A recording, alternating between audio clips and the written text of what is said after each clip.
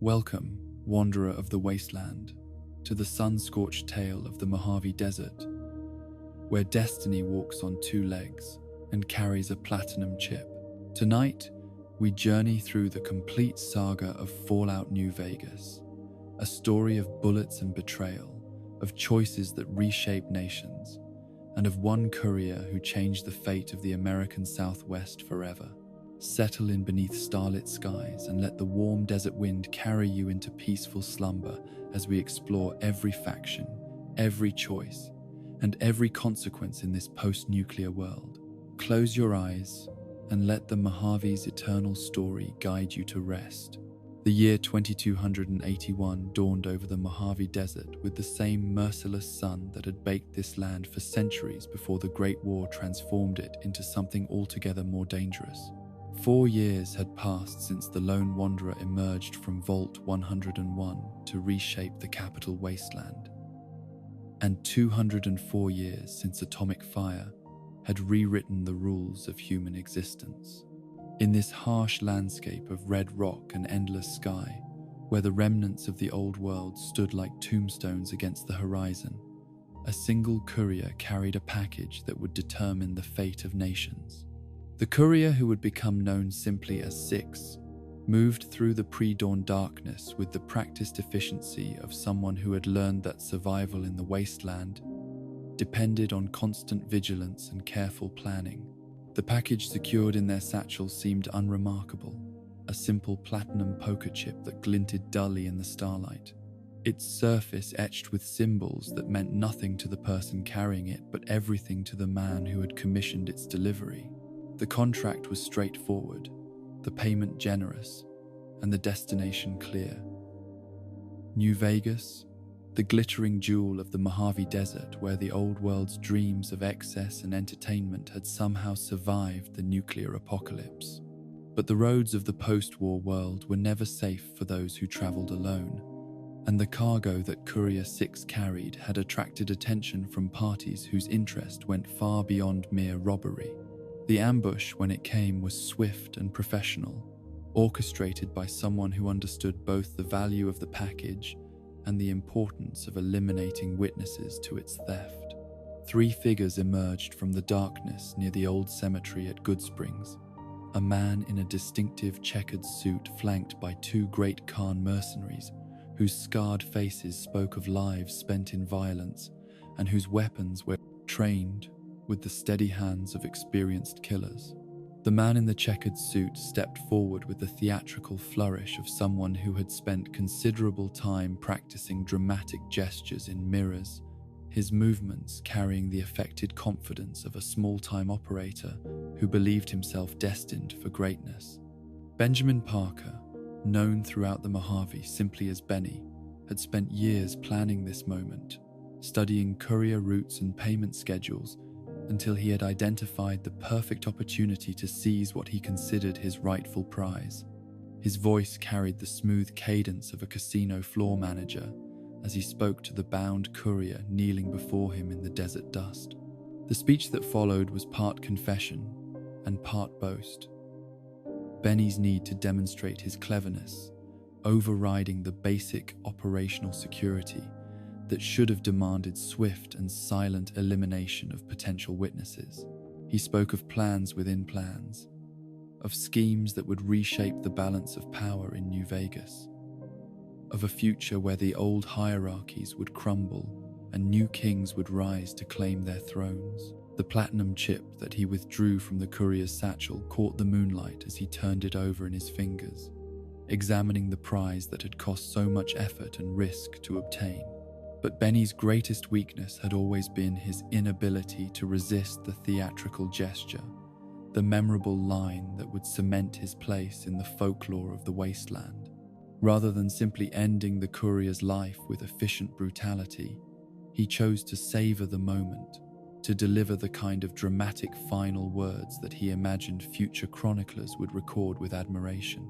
The revolver that appeared in his hand was polished and well maintained, its surface reflecting the stars, as he raised it toward the courier's head with the deliberate slowness of someone who wanted his victim to fully understand what was happening. The gunshot that echoed across the Mojave Desert should have marked the end of Courier 6's story, another anonymous death in a wasteland where life was cheap and justice was whatever the strongest faction decided it would be. The bullet that tore through flesh and bone carried with it all of Benny's ambitions for the future,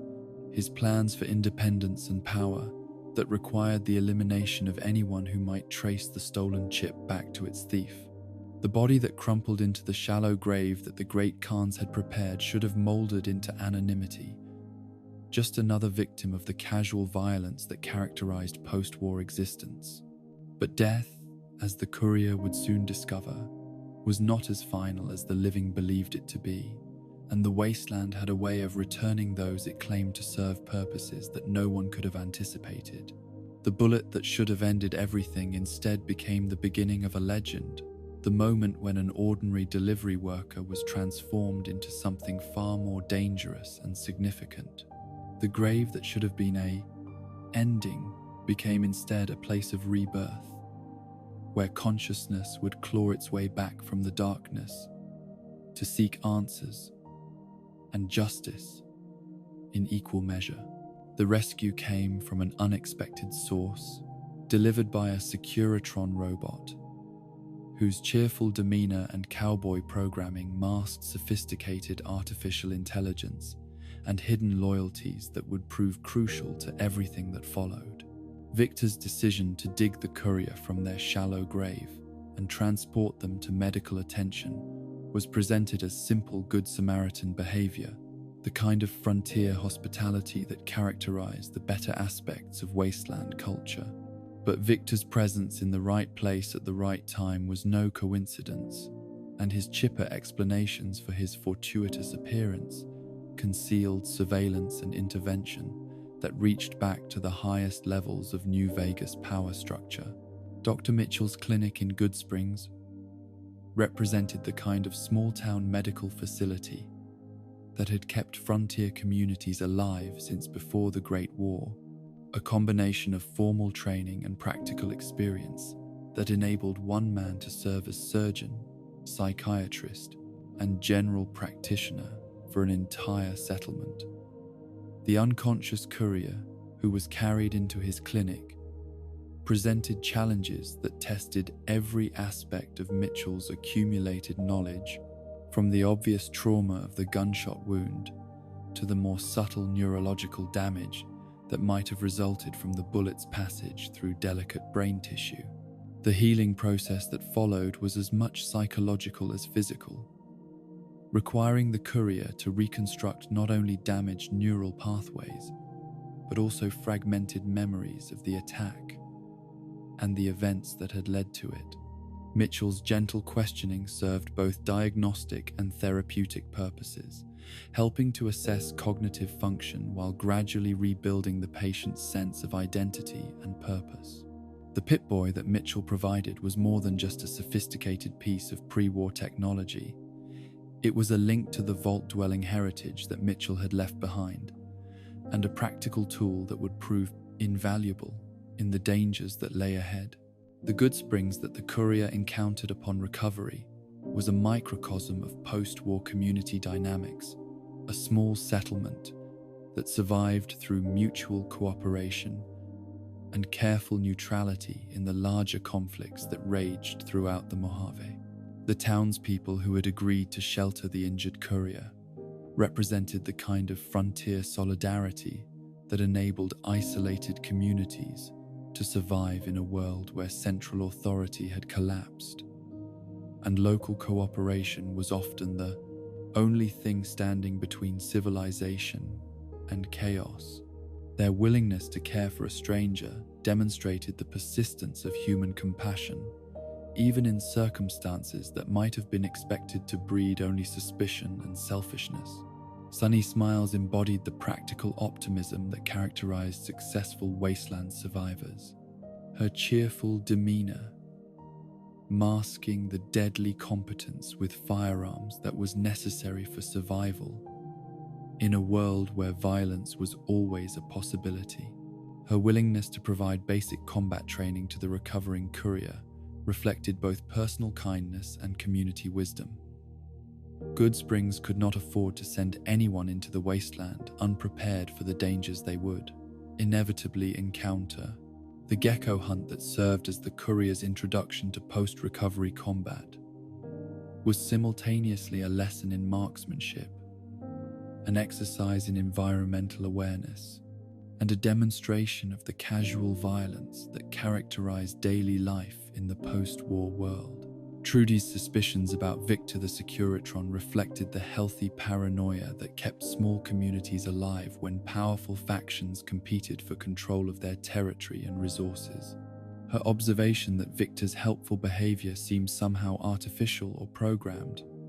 touched on deeper questions about the nature of artificial intelligence and the hidden loyalties that might motivate apparently benevolent actions. The unease that Victor's presence created among some townspeople would prove to be well-founded, though the ultimate implications of his surveillance would not become clear until much later in the courier's journey. The powder ganger crisis that engulfed Goodsprings during the courier's recovery illustrated the kind of security challenges that faced every settlement in the post-war world, where escaped convicts and organized raiders could threaten entire communities with impunity unless local citizens were willing to fight back. Ringo's arrival in town, fleeing from powder ganger pursuit, forced Goodsprings to confront the reality that neutrality was often impossible when violent factions demanded compliance or cooperation. The choice between helping a stranger in need and maintaining the community's precarious safety represented the kind of moral dilemma that defined daily life in the wasteland. Joe Cobb's ultimatum to the people of Goodsprings demonstrated the brutal simplicity of post-war power dynamics, where strength was the only argument that mattered, and communities survived only as long as they could defend themselves against those who would exploit or destroy them. His demand that the town surrender Ringo or face the consequences was not negotiable in any meaningful sense, was a simple statement of superior firepower backed by the willingness to use violence against anyone who resisted. The powder gangers' reputation for casual brutality made their threats credible and their demands difficult to ignore. The courier's decision to intervene in Goodsprings' crisis would establish patterns of choice and consequence that would define the remainder of their journey through the Mojave, demonstrating that individual actions could have significant impacts on entire communities, while illustrating the moral complexity that characterized most conflicts in the post-war world. The battle that followed, regardless of which side the courier chose to support, would provide practical education in the realities of wasteland warfare, while establishing the courier's reputation as someone whose actions could determine the fate of others. The victory over the powder gangers, if that was the path the courier chose, brought temporary security to Goodsprings, but also marked the community as enemies of a larger criminal organization whose reach extended throughout the Mojave Desert. The weapons and supplies recovered from defeated enemies provided practical benefits that would serve the town well in future conflicts, but they also represented the spoils of violence that characterized so much of post-war economic activity. The gratitude of the townspeople was genuine and touching, but it was also tinged with the knowledge that their problems were far from over. The departure from Goodsprings marked the courier's transition from patient to active participant in the larger conflicts that shaped the Mojave, carrying with them not only the physical scars of Benny's betrayal, but also the moral weight of choices that had already begun to define their character and reputation. The Mojave Express delivery order that had brought them to this point still required completion, though the simple job of package delivery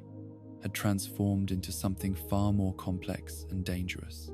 The platinum chip that Benny had stolen was more than just valuable cargo.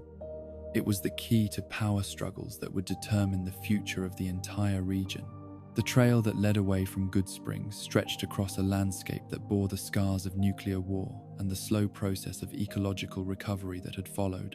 where mutated creatures competed for territory with human survivors,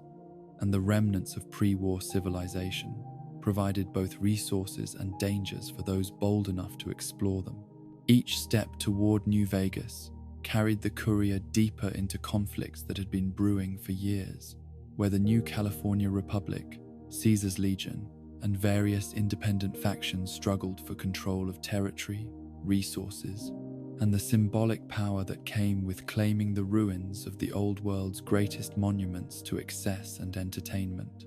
The road ahead promised answers to questions about the attack at Goodsprings, but it also promised new mysteries and greater dangers as the courier moved closer to the heart of power struggles that would determine whether democracy, dictatorship, or independence would shape the future of the American Southwest. The package that had seemed so simple at the journey's beginning had revealed itself as the catalyst for conflicts that would reshape entire nations, and the courier who had been left for dead in a shallow grave was about to discover that survival was only the first step in a much larger and more dangerous game. The road from Goodsprings to Primm stretched across the Mojave like a concrete ribbon laid down by the old world and left to crack under 2 centuries of neglect and nuclear weather.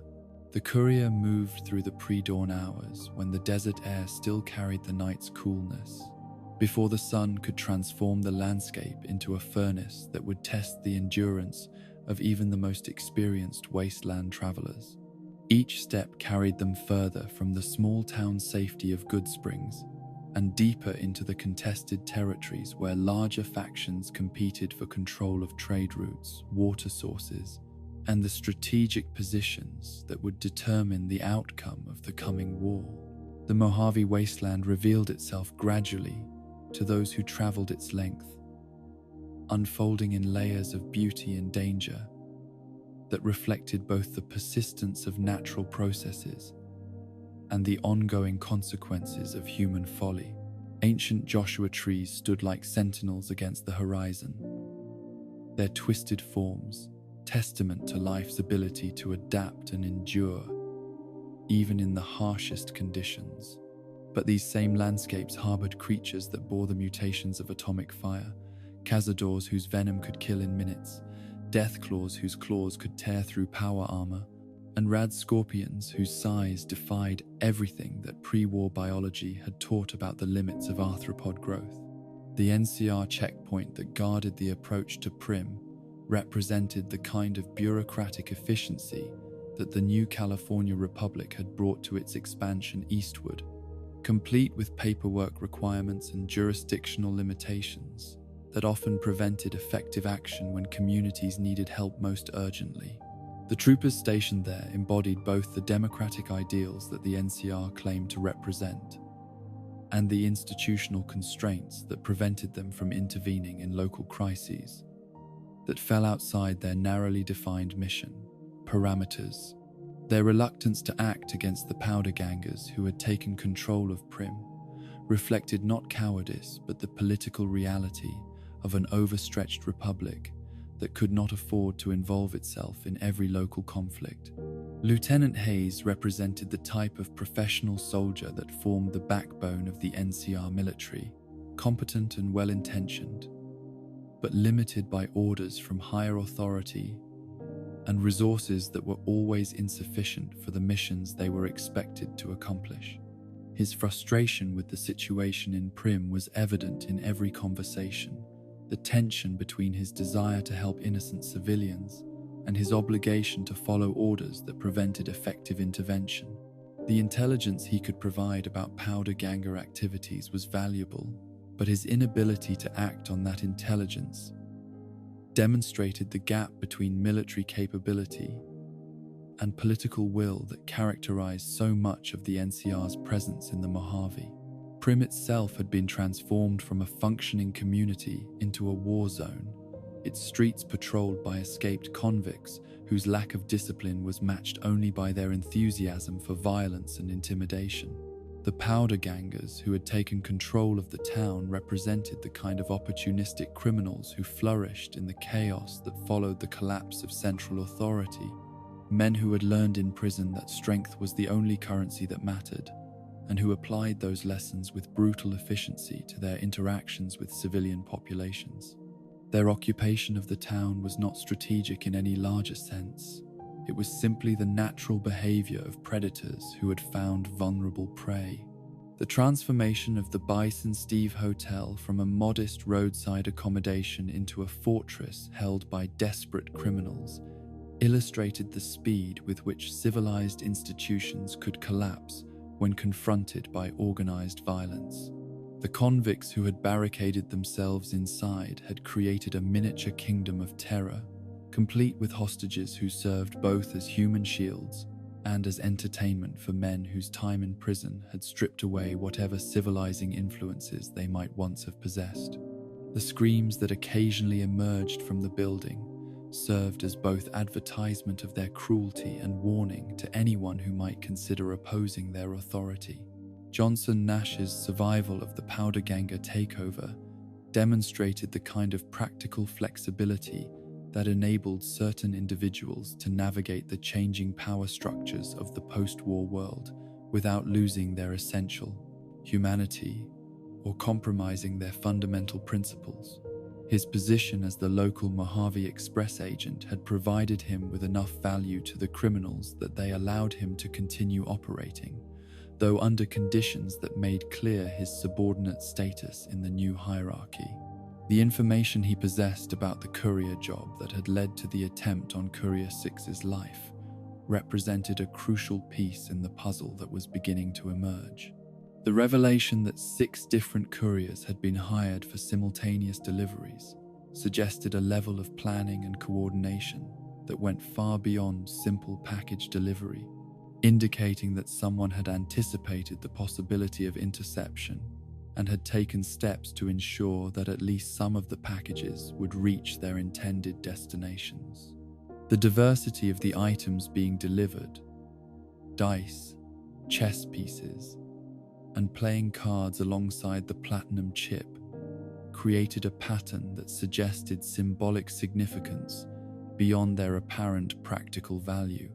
The fact that payment had been received for 5 of the 6 deliveries confirmed that only Courier 6's package had been intercepted, making it clear that the platinum chip held special importance for whoever had orchestrated the theft. The mention of someone who had initially been assigned Courier 6's route but had refused the job introduced another layer of mystery to the situation, suggesting that the theft of the platinum chip might have been an inside job orchestrated by someone with detailed knowledge of Mojave Express operations. The apparent history between this unnamed individual and Courier 6 added a personal dimension to what had initially seemed like a simple robbery, hinting at deeper connections and older grudges that reached back before the night at Good Springs Cemetery. Nash's careful neutrality when discussing these details reflected his awareness that he was dealing with forces beyond his understanding or control. The intelligence about Benny's passage through Prim, traveling with Great Khan mercenaries, and openly discussing the stolen chip revealed an arrogance that bordered on stupidity, but which was entirely consistent with what the courier had observed during the confrontation at Good Springs. Benny's need to demonstrate his cleverness had led him to discuss his prize in public spaces where strangers could overhear, creating a trail that would ultimately lead his victim directly to him. The checkered suit that had made him so memorable at the time of the shooting now served as a liability, marking him as clearly as a neon sign wherever he went. Deputy Beagle's capture by the Powdergangers represented the kind of collateral damage that characterized most criminal operations in the post-war world, where innocent individuals found themselves swept up in conflicts they had no part in creating and no power to resolve. His knowledge of Benny's movements made him a valuable source of intelligence, but his location in the heart of Powderganger territory meant that any rescue attempt would require the kind of direct confrontation that could easily result in multiple casualties. The irony that the town's deputy sheriff had been captured while the actual criminal who had caused the crisis remained free was not lost on anyone who understood the true nature of justice in the wasteland. The assault on the Bison Steve Hotel required the kind of tactical planning and violent execution that characterized most conflict resolution in the post-war world, where negotiation was rarely an option and superior firepower was the ultimate arbiter of disputes. The powder gangers who had fortified the building were desperate men with nothing to lose, making them dangerous opponents who would fight to the death rather than surrender to NCR justice. Their improvised fortifications and crude weapons were no match for a determined assault, but their willingness to kill hostages if cornered made any rescue operation extremely hazardous. The liberation of Deputy Beagle revealed both the limitations of local law enforcement in the post-war world and the personal cost of living. In communities where violence was a constant threat, his capture had been traumatic not just because of the physical danger, but because it had demonstrated his complete inability to protect either himself or the community he served. The information he provided about Benny's intended route was valuable, but it came at the cost of his confidence and his effectiveness as a peace officer. His subsequent behavior would make clear that some wounds went deeper than physical injury. The intelligence that Benny and his Great Khan escorts were heading toward Nipton through Novak provided the next waypoint in the courier's pursuit, but it also served as a warning about the dangers that lay ahead. Nipton's reputation as a town where moral flexibility was considered a survival trait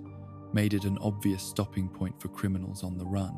but it also made it a target for those who believed that such moral compromise deserved punishment. The route that Benny had chosen would take him through some of the most dangerous territory in the Mojave, where raiders, mutated creatures, and hostile factions competed for control of strategic positions. The decision about how to restore law and order to Prim represented the kind of choice that would echo throughout the courier's journey across the Mojave, where individual decisions about governance and justice would have far-reaching consequences for entire communities. The options available: installing a reprogrammed Securitron as sheriff, recruiting a former NCR sheriff from prison, or placing the town under direct NCR control, each carried different implications for the community's future independence and security.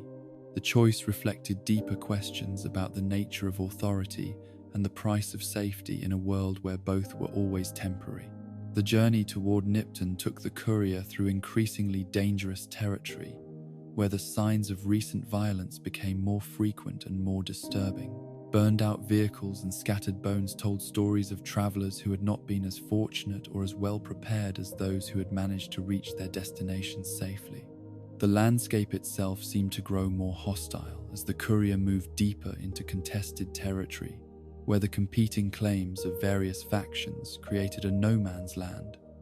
where only the strongest and most ruthless survived. The smoke that rose from Nipton's direction was visible long before the town itself came into view, a black column against the desert sky that immediately suggested catastrophe on a scale that went far beyond ordinary raider attacks or random violence. The smell that accompanied the smoke was familiar to anyone who had spent time in combat zones.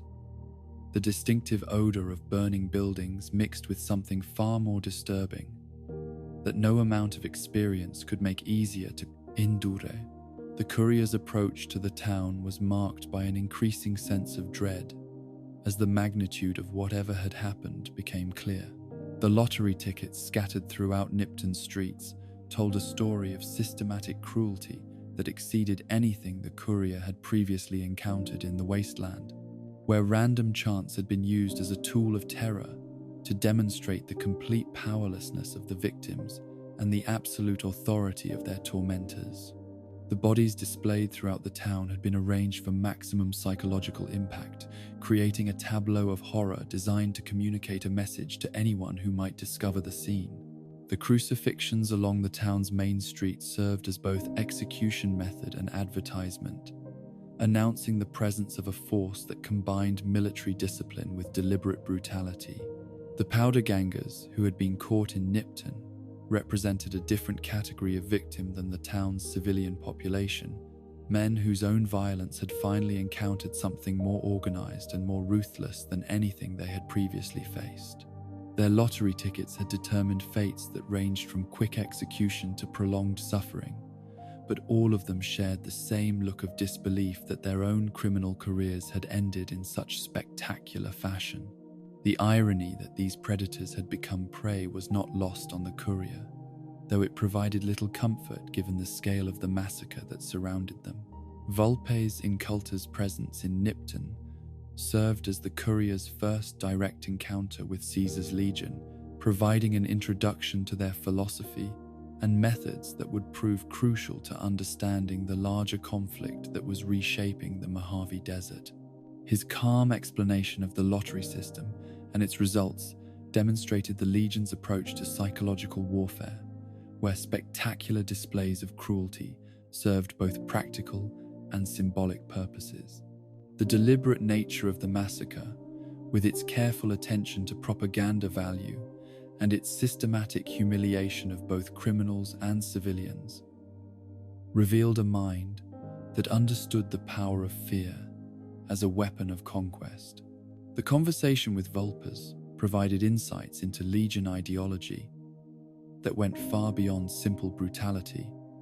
revealing a sophisticated understanding of Roman military history and its application to post-war conditions. His explanation of the town's destruction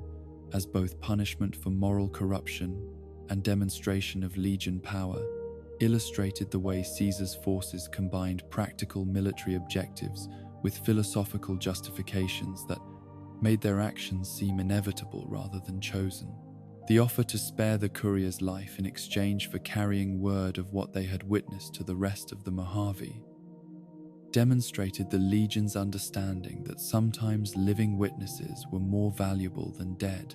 Examples: the moral complexity of the Nipton massacre would haunt the courier throughout the remainder of their journey, raising questions about justice, civilization, and the price of order in a world where traditional institutions had failed to protect the innocent.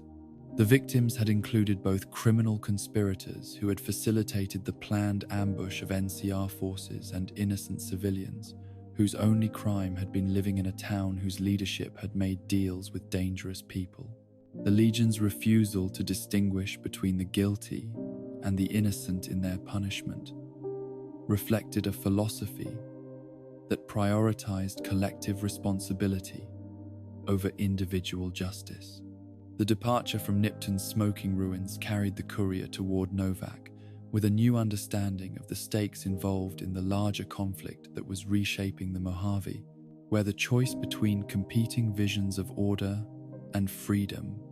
would determine the fate of millions of people across the American Southwest.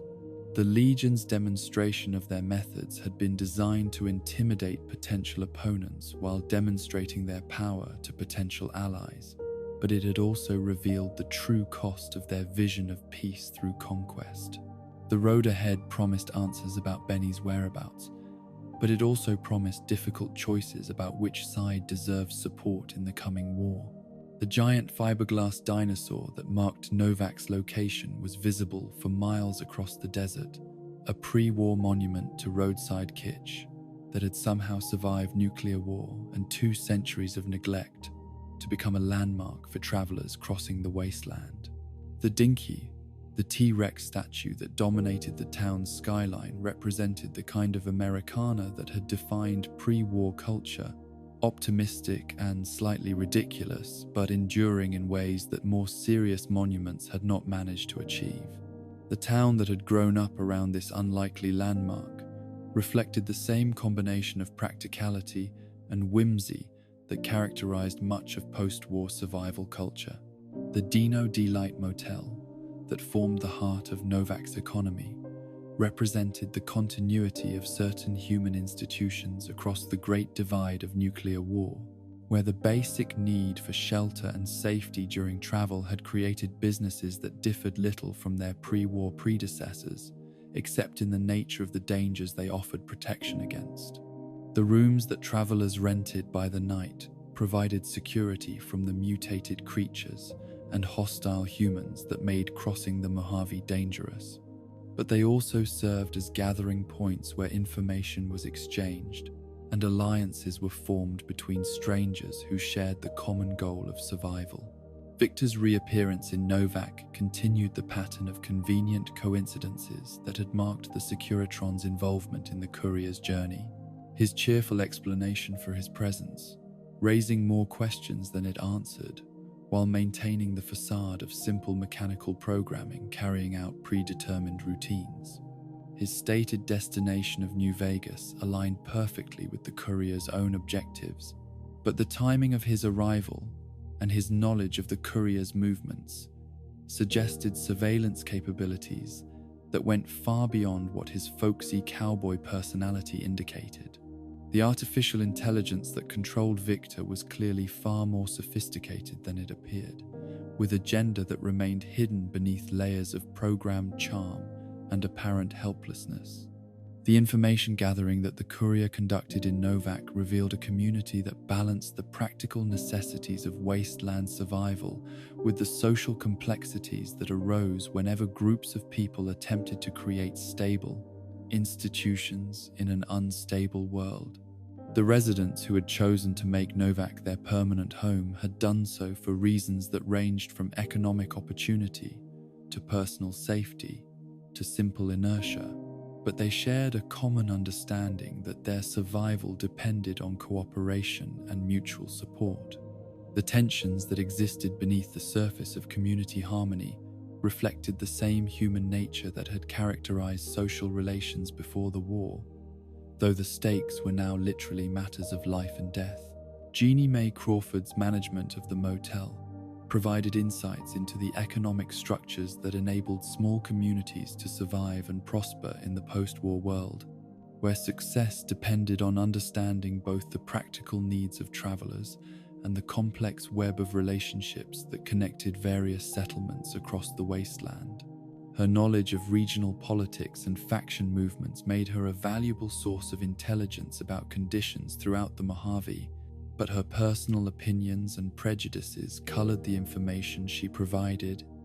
in ways that required careful evaluation. The hostility she expressed towards certain types of visitors reflected attitudes that would prove to have deadly consequences for those who had trusted her hospitality. The mention of Helios 1, the Repcon facility, and Nelson in Crawford's conversation with the courier provided a map of the strategic positions that various factions were fighting to control, each location representing different types of resources and capabilities that could determine the outcome of the larger conflict. Helios 1's solar power generation capabilities made it valuable to anyone seeking to restore pre-war technology, while the Repcon facility's rocket manufacturing history suggested possibilities for both transportation and weapons development. Nelson's position on the Colorado River made it strategically important for controlling trade routes and troop movements between California and the Eastern Territories. Manny Vargas embodied the type of military veteran who had found new purpose in civilian life while retaining the skills and perspectives that military service had provided. His position as one of Novak's defenders reflecting both personal competence and community trust. His partnership with Craig Boone in their sniper operations demonstrated the kind of professional relationship that developed between soldiers who had served together in combat, where trust and communication had been tested under the most extreme circumstances possible. The tension that had developed between them over personal issues illustrated how even the strongest professional bonds could be strained by civilian complications. The revelation of Manny's former membership in the Great Khans provided a direct connection to the mercenaries who had assisted Benny in the attempted assassination, explaining how the criminal gang had known which courier to target and when to intercept their delivery. His departure from the tribe and subsequent military service with the NCR represented the kind of personal transformation that was possible in the post-war world, where individual choices could lead to complete changes in identity and loyalty. The information he possessed about Benny's movements was valuable, but his willingness to share it depended on the courier's willingness to perform services that would benefit both Manny personally and the community he now served. The request to clear the Repcon facility of its ghoul infestation reflected the kind of practical problem that faced many post-war communities, where valuable pre-war installations had been claimed by mutated creatures or hostile humans who made it impossible for legitimate salvage operations to proceed. The facility's rocket manufacturing history made it potentially valuable for anyone seeking to restore pre-war transportation or weapons technology, but the dangers associated with entering buildings that had been abandoned for decades made such expeditions extremely hazardous. The ghouls that had taken up residence there represented a particular challenge, since their former humanity made killing them morally complex, while their current condition made negotiation nearly impossible. The tragedy of Craig Boone's personal life provided insight into the human cost of the larger conflicts that raged throughout the Mojave,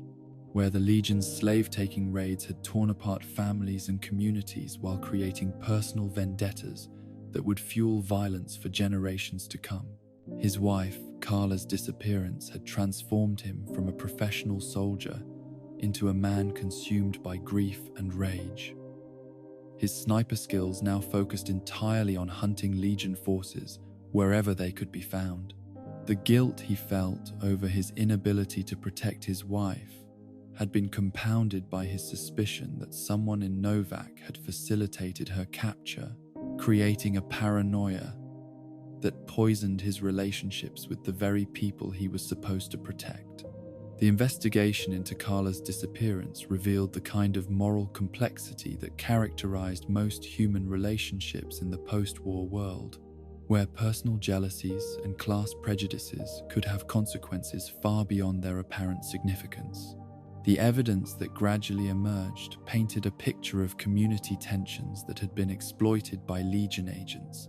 who had used local resentments and personal grudges to facilitate their slave-taking operations. The truth about who had betrayed Carla would test both Boone's commitment to justice and the courier's willingness to enable revenge against someone whose motives, while petty and jealous, had not originally intended the tragic consequences that had resulted. Jeannie Mae Crawford's role in Carla's capture represented the kind of collaboration with evil that arose from personal prejudice rather than political conviction. Her resentment of what she perceived as Carla's superior attitude, leading her to provide information that enabled Legion slavers to plan their raid effectively. Her betrayal had not been motivated by ideology or financial gain, but by simple jealousy and class resentment, making her complicity in the tragedy both more understandable and more despicable than if she had acted from more obviously villainous motives. The discovery of her guilt would force difficult choices about justice and revenge in a world where legal institutions were powerless to address such crimes. The resolution of Boone's quest for justice, whether through execution or mercy, would establish patterns of moral reasoning that would influence the courier's approach to similar situations throughout the remainder of their journey across the Mojave.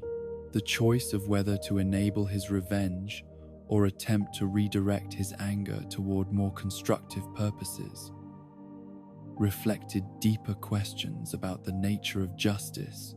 in a world where traditional institutions had failed and personal vengeance was often the only response available to victims of crimes.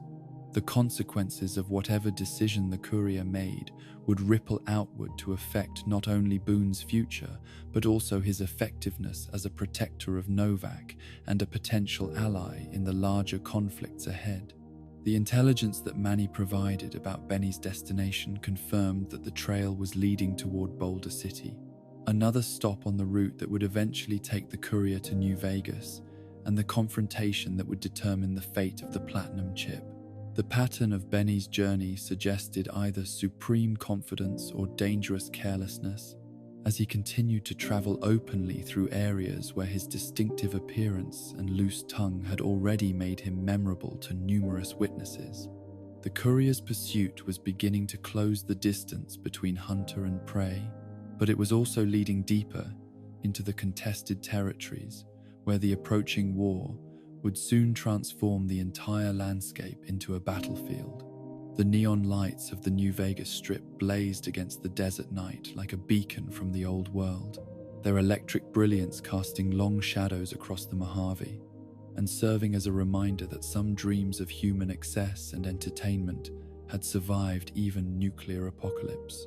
The courier's first glimpse of the city that had once been Las Vegas came after days of traveling through increasingly dangerous territory, where the promise of civilization ahead had provided motivation to endure the constant threats of raiders, mutated creatures, and the harsh desert environment that tested every traveler's endurance and resolve. The approach to New Vegas revealed the careful planning that had gone into creating this oasis of prosperity in the midst of post-war desolation, where defensive positions and checkpoint controls ensured that only those with legitimate business or sufficient resources could gain access to the protected areas where the real wealth and power were concentrated. The outer settlements that surrounded the Strip served as both buffer zones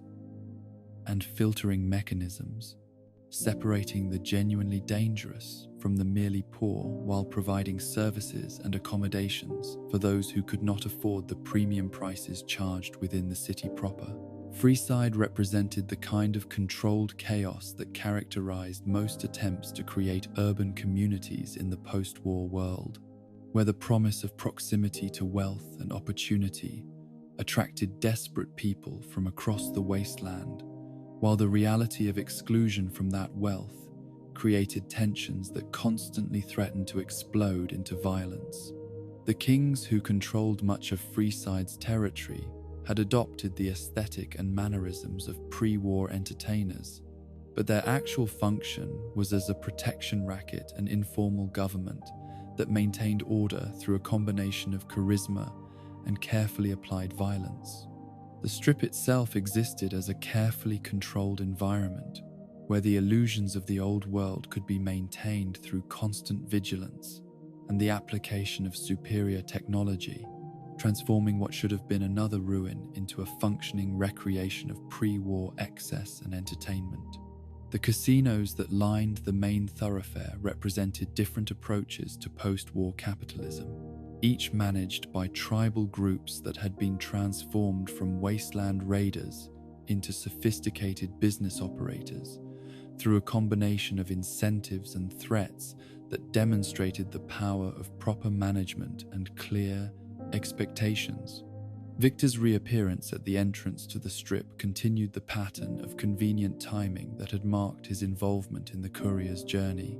His invitation to visit the Lucky 38 casino, carrying implications that went far beyond simple hospitality or tourist promotion. The cheerful demeanor that characterized all of his interactions masked artificial intelligence capabilities that were clearly far more sophisticated than his cowboy programming suggested, while his knowledge of the courier's movements and objectives indicated surveillance that reached back to the very beginning of their journey across the Mojave. The Lucky 38 stood apart from the other establishments on the Strip, not because of its size or decoration, but because of the subtle signs that it represented power of a different order than the commercial enterprises that surrounded it. The building's Art Deco architecture spoke of pre-war elegance and sophistication, while the advanced security systems that protected it suggested resources and capabilities that exceeded anything the other casino operators could deploy. The invitation to enter was presented as a courtesy, but the implications were clear that refusing such an invitation might have consequences that extended far beyond mere rudeness. The penthouse elevator that carried the courier to the top floors of the Lucky 38 provided the first hint of the technological sophistication that lay beneath the casino's elegant exterior, where pre-war automation systems had been maintained and upgraded to levels that exceeded their original specifications. The journey upward through the building's various levels revealed glimpses of facilities and equipment that belonged more to a research laboratory or military command center than to a gambling establishment, suggesting that the casino's entertainment functions were merely a facade that concealed more serious purposes. The revelation of Robert Edwin House as the true power behind New Vegas represented the courier's first encounter with someone whose vision and capabilities operated on a scale that transcended the tribal conflicts and resource disputes that had characterized most post-war politics. The computer interface through which House communicated was itself a marvel of pre-war technology that had been maintained and enhanced over more than 2 centuries, while his knowledge of current events and long-term planning capabilities suggested an intelligence network that extended throughout the known world. House's explanation of his personal history provided context for understanding both his current power and his future ambitions, revealing a man whose pre-war achievements in business and technology had positioned him to not merely survive nuclear war, but to emerge from it with enhanced capabilities and clear objectives. His prediction of nuclear war and his preparations for surviving it demonstrated the kind of long-term strategic thinking that had enabled him to transform potential catastrophe into opportunity for advancement. The life support systems that had preserved his consciousness while his body aged and died represented the ultimate expression of pre-war scientific achievement applied to the problem of individual survival. The story of Las Vegas's salvation from nuclear destruction revealed the scope of House's preparations and the precision with which he had executed plans that had been decades in the making. Where defensive systems had intercepted most of the warheads targeted at the city, while pre-positioned resources had enabled rapid recovery and reconstruction. The few missiles that had penetrated his defenses had caused damage but had not prevented the implementation of longer-term strategies that would eventually transform the ruins of Las Vegas into the thriving commercial center that was New Vegas. The missing platinum chip represented the one element of House's preparations that had not been completed before the Great War, a technological upgrade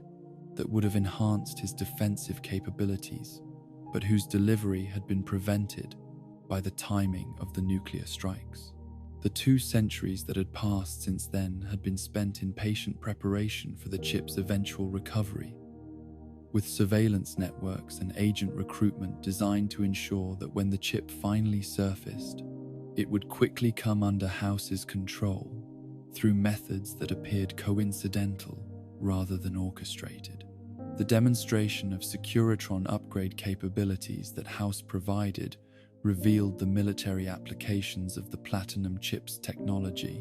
where individual robot units could be transformed from simple security devices into devastating weapons of war capable of engaging entire armies.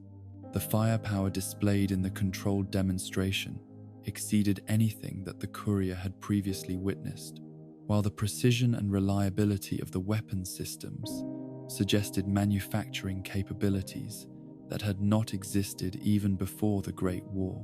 The implications for the balance of power in the Mojave were staggering, as whoever controlled these enhanced Securitrons would possess military superiority over any conventional force. House's explanation of his long-term vision for humanity's future revealed ambitions that extended far beyond mere regional control or commercial success, encompassing plans for technological development and space exploration that would restore and exceed pre-war achievements within decades rather than centuries. His confidence in these projections was based not on optimistic speculation, but on detailed analysis of available resources and technological capabilities that he had been developing and refining for over 200 years. The timeline he projected for returning humans to orbital facilities and eventually to other planets represented a scope of achievement that no other post-war leader had even attempted to imagine. The 3 families that House had recruited to manage his casinos represented a different approach to post-war tribal integration, than anything that had been attempted by other regional powers, where traditional raider cultures had been transformed into sophisticated business operations through careful incentives and clear expectations. The chairman who operated the Tops Casino had once been a warrior tribe whose violence had been redirected toward entertainment and customer service, while their intimate knowledge of wasteland survival had been adapted to the requirements of hospitality management and security operations. The Omertas, who ran Gomorrah, represented the most problematic of House's tribal partnerships, where their pre-war raider culture had translated most directly into their current casino operations, but had also created ongoing tensions with House's vision of controlled civilization. Their expertise in vice and violence made them natural operators of gambling and entertainment venues, but their resistance to the behavioral modifications that House required created constant management challenges that threatened the stability of the entire Strip operation. The White Glove Society's transformation from cannibalistic raiders into sophisticated restaurant operators represented perhaps the most dramatic example of House's ability to reshape tribal cultures to serve his vision of post-war civilization. Their adoption of formal manners and elaborate dining customs masked origins that would have made them pariahs in most post-war communities, while their expertise in food preparation and presentation served legitimate business purposes that benefited both their own prosperity and House's commercial objectives. The ongoing tensions between their reformed public behavior and their suppressed cultural practices created psychological pressures that occasionally threatened to explode into scandals that could damage the Strip's reputation. The New Vegas Treaty that House had negotiated with the New California Republic demonstrated his diplomatic skills and his understanding of the political necessities that enabled small powers to maintain independence while accommodating the expansion of larger neighboring states. The agreement that granted the NCR access to electrical power from Hoover Dam while preserving House's control over the Strip represented a careful balance of mutual benefit and strategic restraint that had prevented military conflict while enabling both parties to achieve their essential objectives. The treaty's provisions regarding power distribution revealed House's understanding that control of energy resources represented the foundation of all post-war political power, where his willingness to provide 95% of Hoover Dam's electrical output to NCR territories demonstrated both pragmatic accommodation and strategic thinking. The 5% that remained to power the Strip was sufficient for his immediate needs, while the goodwill generated by his apparent generosity created political capital that could be deployed when more serious conflicts arose. The establishment of the NCR embassy on the Strip provided House with valuable intelligence about NCR political developments while creating the impression of diplomatic parity between New Vegas and the much larger republic to the west. The ambassador's presence served both symbolic and practical functions, representing NCR recognition of New Vegas sovereignty while providing channels for communication that could prevent misunderstandings from escalating into military confrontations. The limitations on the embassy's authority and the restrictions on NCR military presence demonstrated House's skill in creating arrangements that appeared generous while preserving his essential autonomy. The approaching Second Battle of Hoover Dam represented both opportunity and threat for House's long-term plans, where the conflict between the NCR and Caesar's Legion could potentially eliminate both of his most serious regional competitors, while creating chaos that might threaten the stability of his carefully constructed commercial empire. The strategic position of New Vegas between the two opposing forces meant that neutrality would be impossible to maintain, while the advanced military capabilities that the Platinum chip would provide created the possibility of determining the battle's outcome rather than merely surviving its consequences. House's analysis of the coming conflict revealed his understanding that traditional neutrality would not be sufficient to protect New Vegas from the ambitions of whichever faction emerged victorious from the battle, while his confidence in the enhanced Securitrons suggested that he believed superior technology could overcome the numerical advantages that both the NCR and Legion possessed. The timing of the courier's arrival with the stolen chip provided the final element needed to implement plans that had been decades in preparation, transforming what might have been a defensive struggle into an opportunity for decisive victory. The mission that House assigned to the courier represented both a test of their reliability and a demonstration of the resources he could deploy in pursuit of his objectives, where the recovery of stolen property would serve multiple purposes beyond the obvious goal of retrieving valuable technology. The courier's success would provide evidence of their capabilities and commitment, while establishing their value as an agent who could operate effectively in situations where House's other resources might be inadequate or inappropriate. The failure to recover the chip would indicate limitations that might require alternative approaches to achieving the same strategic objectives.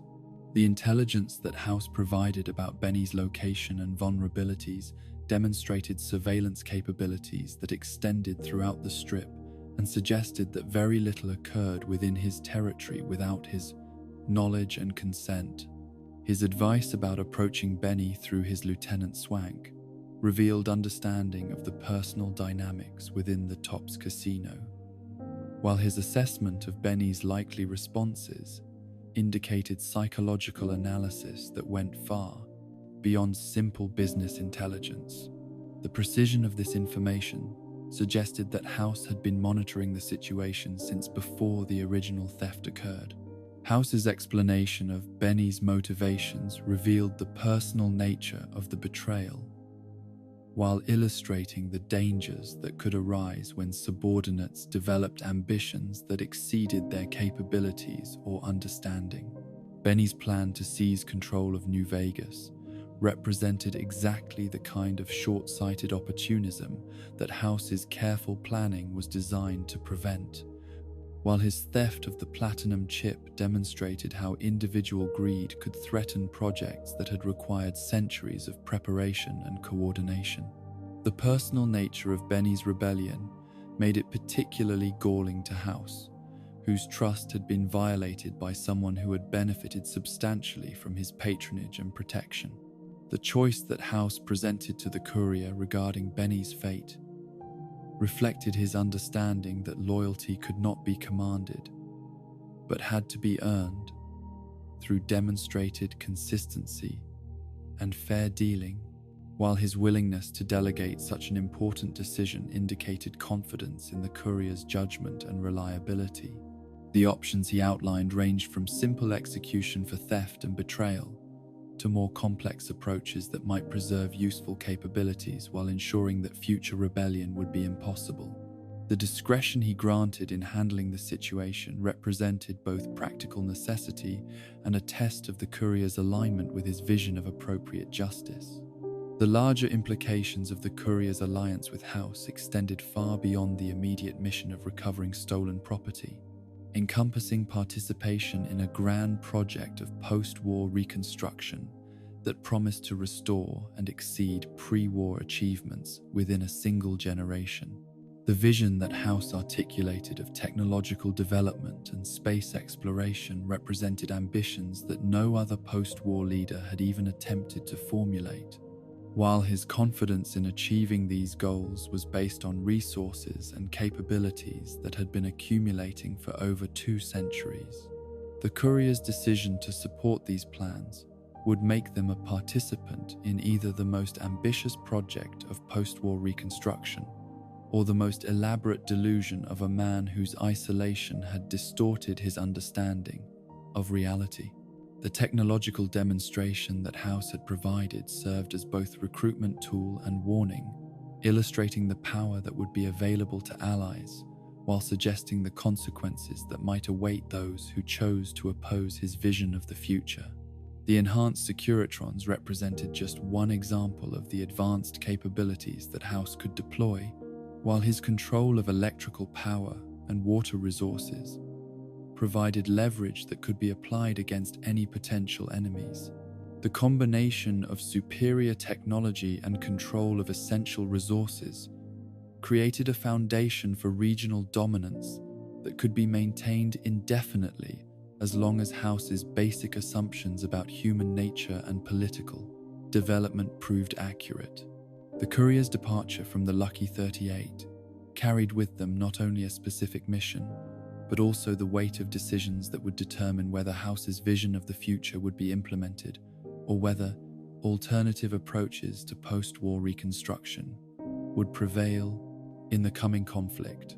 The platinum chip that had seemed like simple cargo at the beginning of their journey had revealed itself as the key to transforming the balance of power throughout the American Southwest.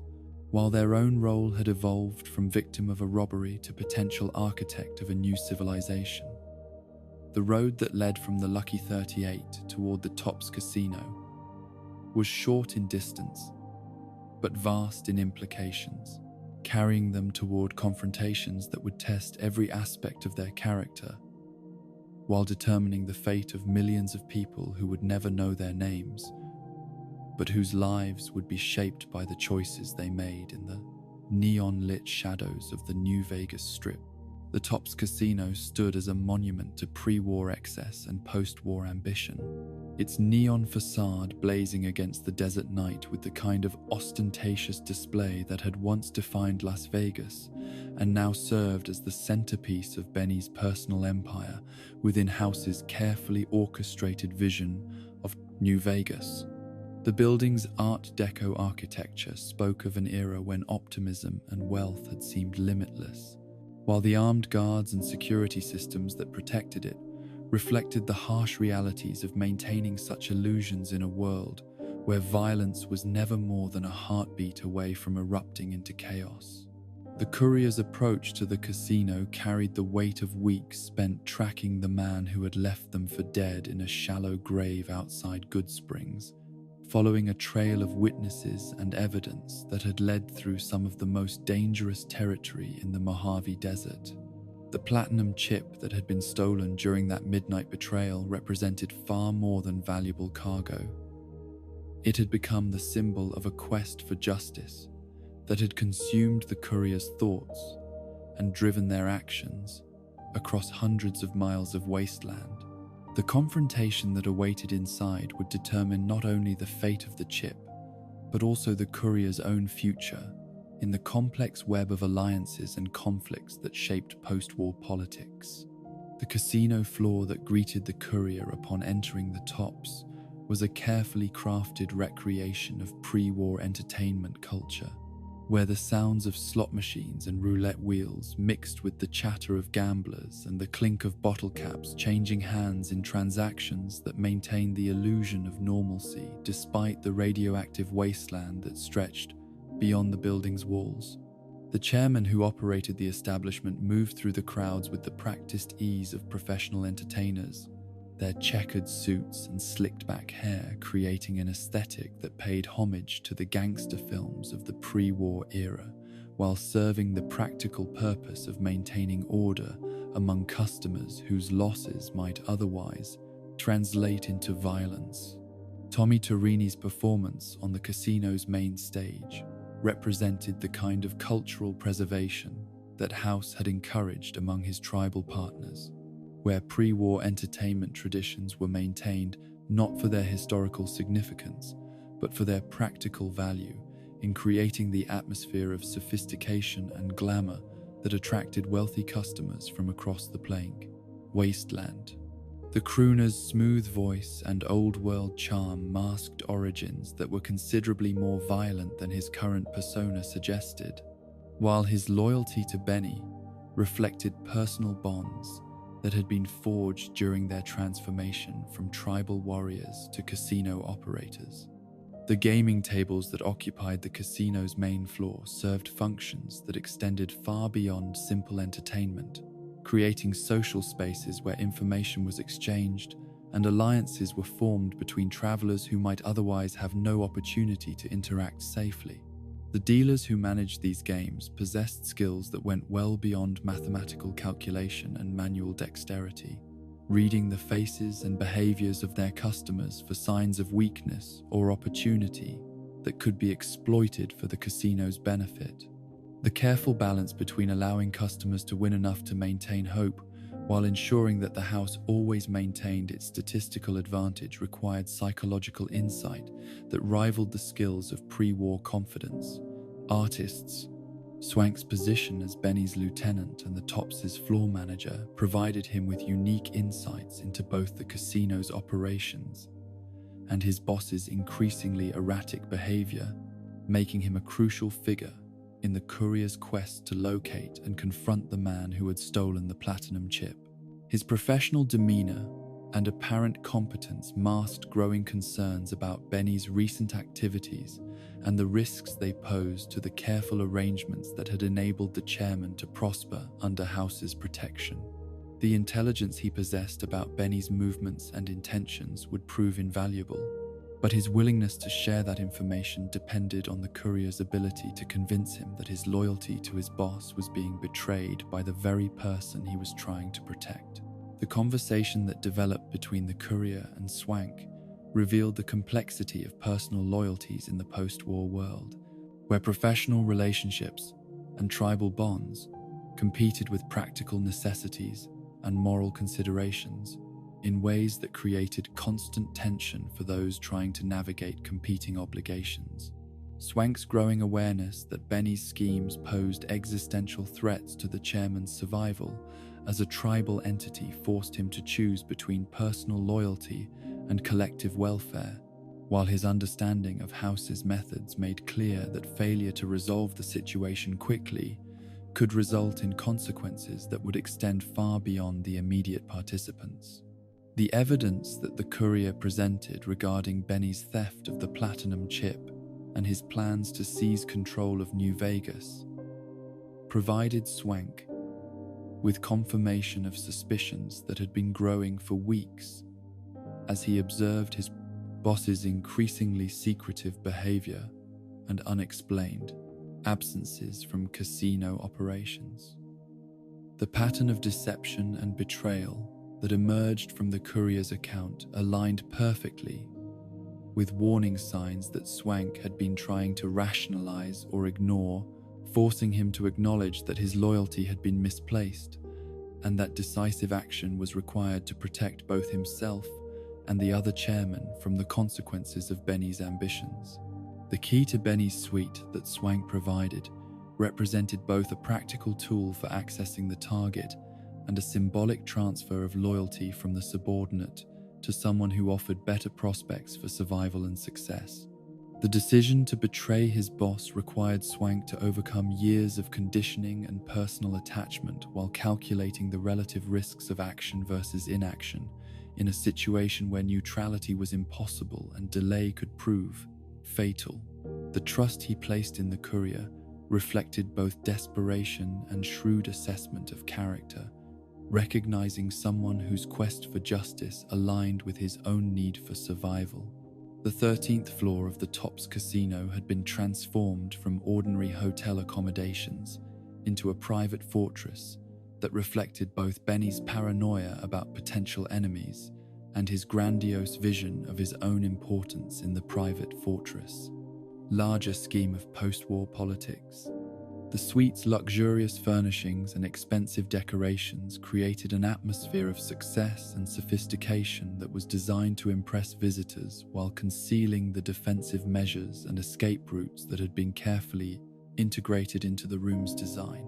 The combination of comfort and security reflected Benny's understanding that power in the post-war world required both the appearance of legitimacy and the reality of superior force. The wait for Benny's return to his suite provided the courier with opportunities to examine the evidence of his lifestyle and planning, where personal effects and scattered documents revealed aspects of his personality and objectives that had not been apparent during their brief encounter at Goodsprings Cemetery. The maps and notes that covered his desk told stories of schemes that extended far beyond simple theft,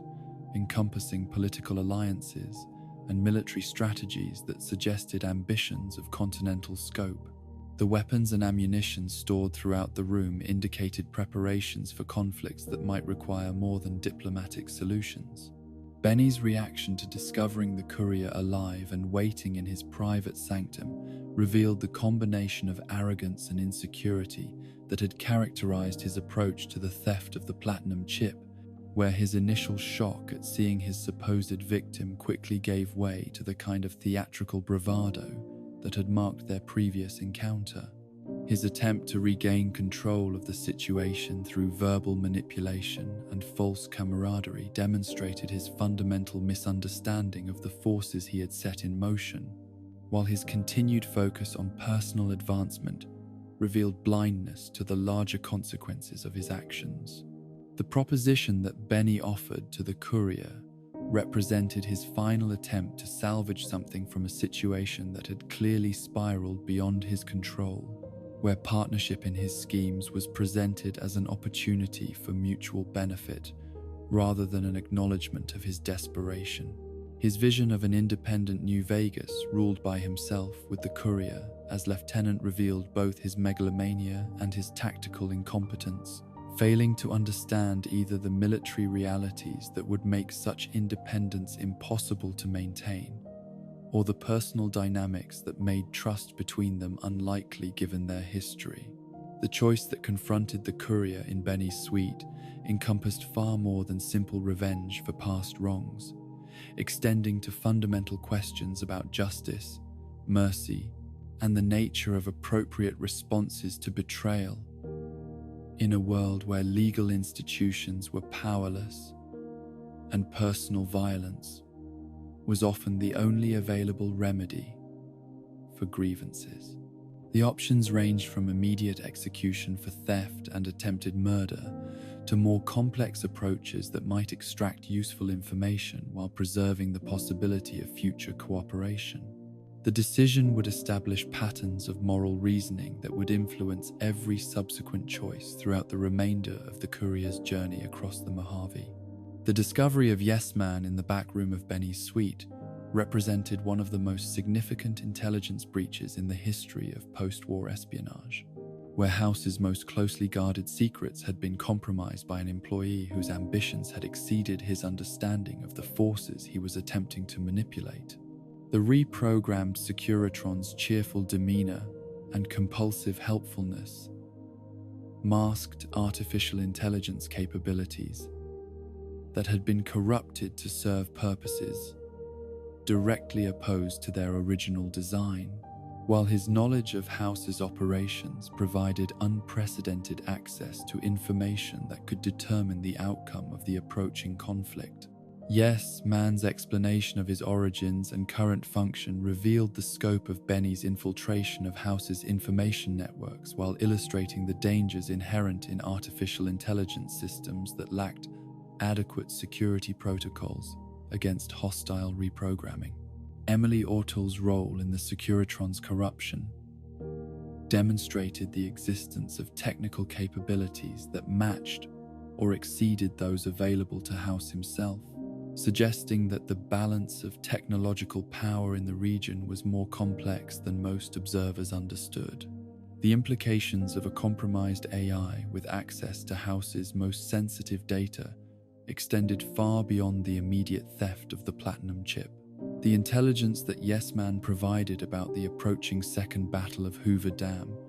transformed what had seemed like a personal quest for revenge into participation in a conflict that would determine the political future of the entire American Southwest, where individual choices would have consequences that extended to millions of people across multiple states. His analysis of the military balance between the New California Republic and Caesar's Legion revealed strategic considerations that had been invisible to most observers, while his assessment of various tribal groups and their potential roles in the coming conflict provided a map of the complex alliances that would determine the battle's outcome. The revelation of House's hidden Securitron army beneath Fortification Hill represented perhaps the most closely guarded secret in post-war military intelligence, where technological capabilities that could shift the balance of power between major factions had been concealed for decades, while their owner waited for the optimal moment to reveal them. The weather station that served as the entrance to this underground facility had been dismissed by both NCR and Legion intelligence as an abandoned pre-war installation,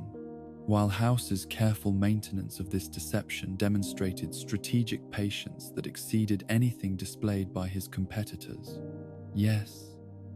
Man's enthusiastic presentation of the various options available to the courier reflected his programming constraints, while revealing the complexity of the political situation that the theft of the platinum chip had created, where multiple pathways toward different futures remained viable depending on the choices made by key individuals in the coming days and weeks. The four major factions that competed for control of the region each offered different visions of post-war civilization, while the courier's unique position provided the opportunity to determine which of these visions would be implemented through the application of superior force at critical moments. The independent New Vegas option that Yes Man advocated represented the most radical departure from existing power structures, where neither the democratic expansion of the NCR nor the authoritarian conquest of Caesar's Legion would be permitted to extend their influence into the Mojave Desert. The vision of political autonomy that this path offered appealed to those who valued freedom above order or efficiency, but it also raised questions about the long-term viability of small states in a world where larger powers possessed overwhelming advantages in resources and military capabilities. The success of such independence would depend entirely on the continuing effectiveness of House's technological superiority and the courier's ability to maintain the delicate balance of threats and incentives that kept potential enemies at bay.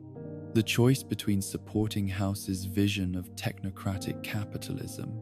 or Yes Man's advocacy for complete independence represented different approaches to the same fundamental goal of preserving New Vegas autonomy while maintaining the prosperity that attracted visitors and residents from across the wasteland. House's plan offered the stability of established leadership and proven competence in managing complex systems, while Yes Man's alternative promised greater personal freedom and flexibility in responding to changing circumstances. The trade-offs between security and liberty that these options represented reflected eternal tensions in human political organization that had not been resolved by nuclear war or 2 centuries of post-apocalyptic experience. The meeting with representatives from both the NCR and Caesar's Legion that followed the courier's departure from the Tops Casino demonstrated that their actions had already attracted attention from the major powers whose conflict would soon reshape the entire region, where intelligence networks had identified them as a potentially crucial factor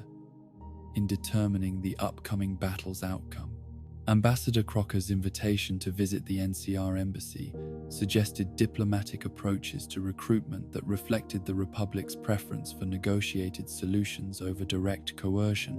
while Volpe's incultus presentation of Caesar's mark indicated that the Legion had concluded that the courier's cooperation could be obtained through a combination of intimidation and incentive.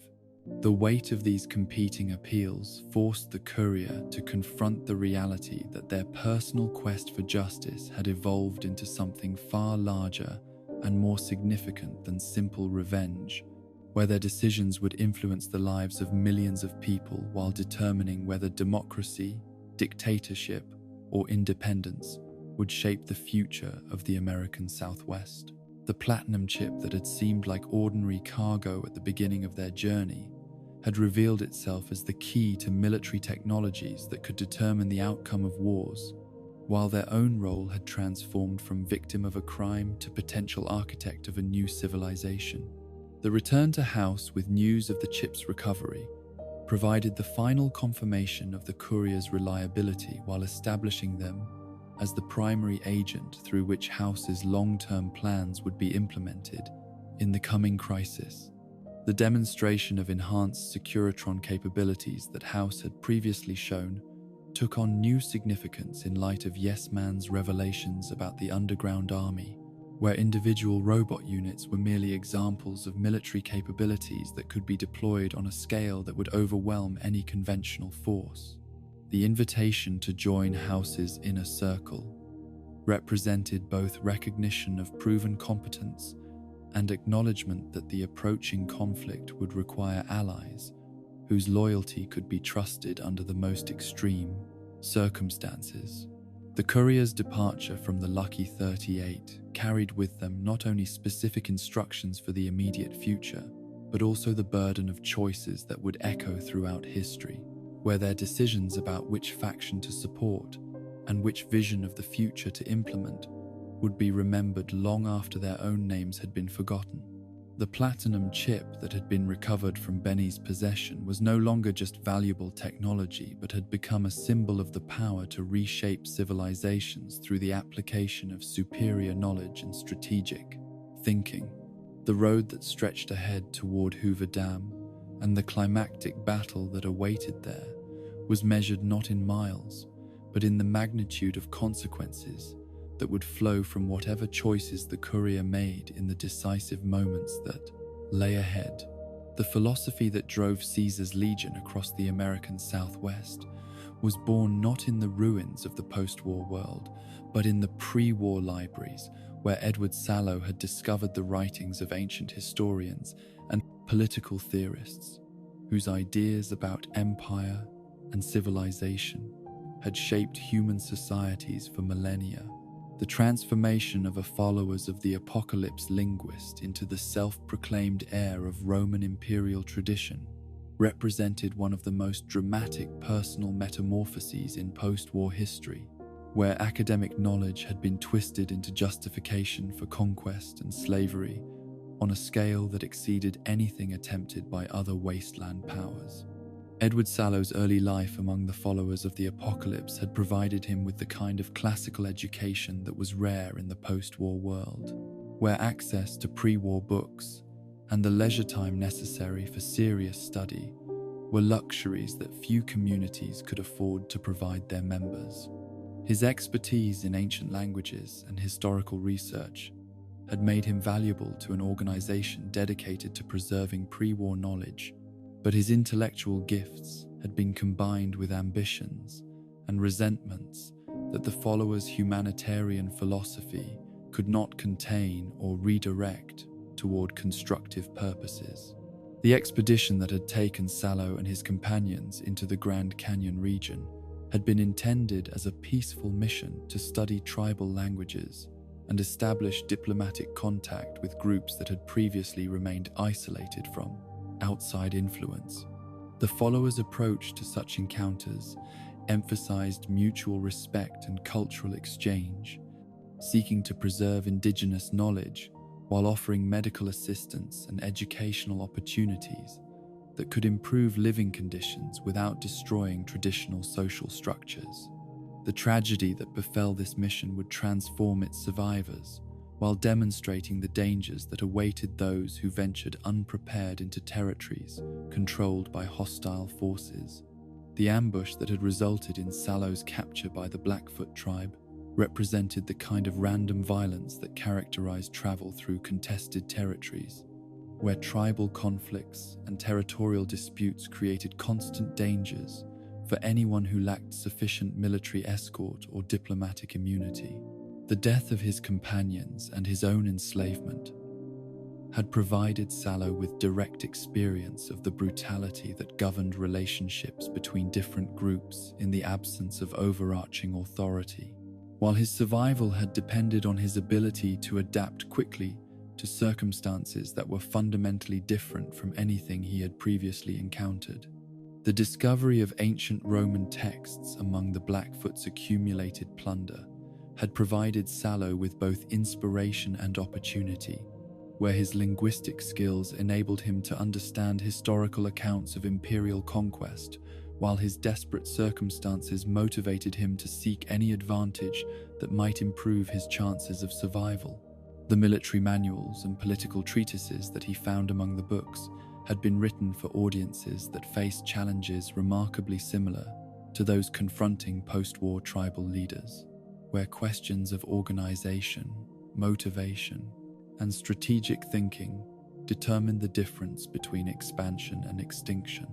Caesar's transformation of the Blackfoot tribe into the foundation of his legion represented the practical application of Roman military and political principles to post-war conditions, where traditional tribal structures were systematically replaced with imperial hierarchy and discipline that emphasized loyalty to the state over personal or family relationships. The process had required years of careful manipulation and demonstrated competence, as Caesar used his knowledge of Roman history to solve immediate problems while gradually reshaping tribal culture to serve his larger ambitions for continental conquest. The legion's approach to integrating conquered tribes represented a sophisticated understanding of imperial administration that went far beyond simple military occupation, where defeated enemies were systematically broken down and rebuilt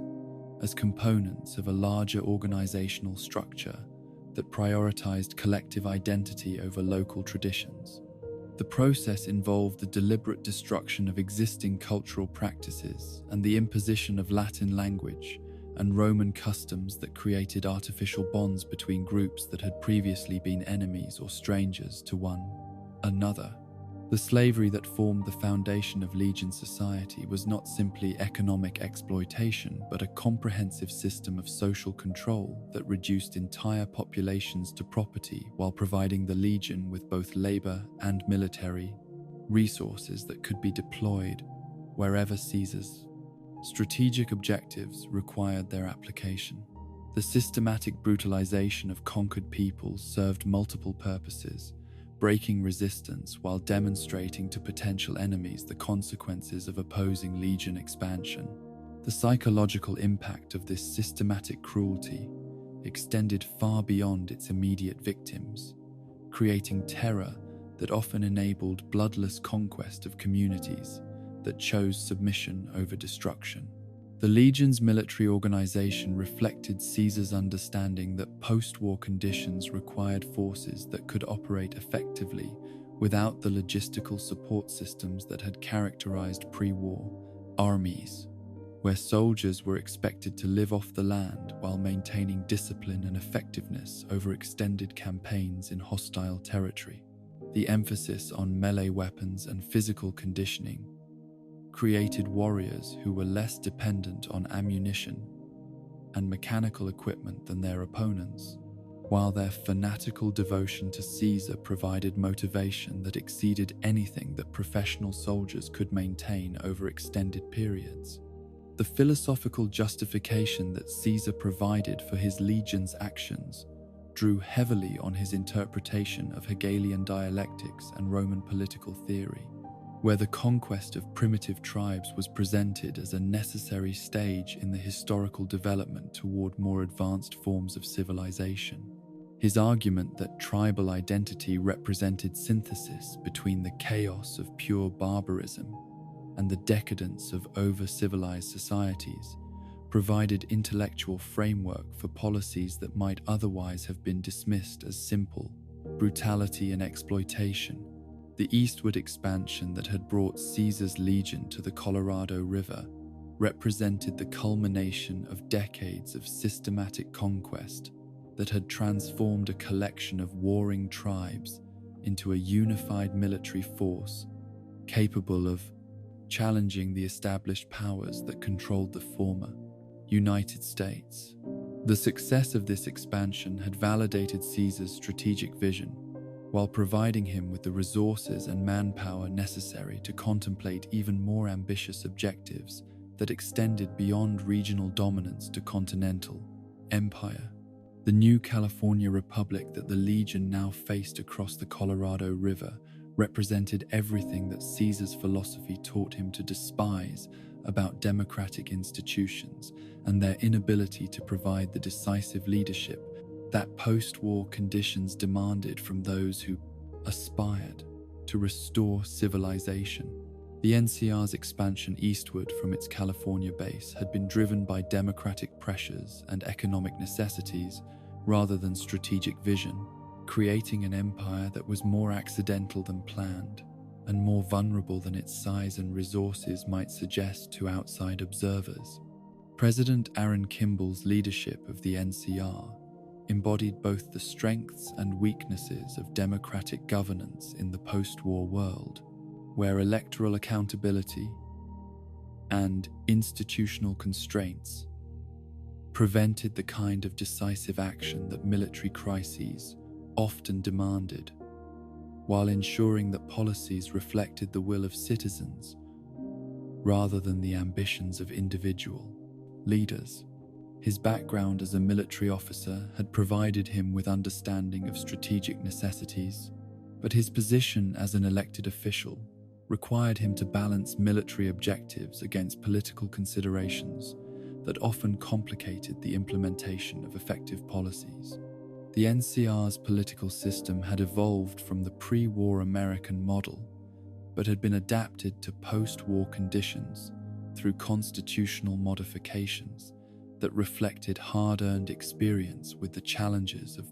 governing territories where federal authority was contested and local communities retained significant autonomy. The balance between central authority and local self-government that the NCR Constitution attempted to maintain required constant adjustment as new territories were incorporated and new challenges arose that had not been anticipated by the Republic's founders. The military structure that the NCR had developed to support its territorial expansion reflected both democratic principles and practical necessities,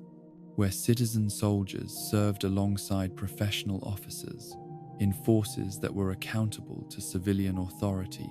but capable of independent action when communication with higher command became impossible.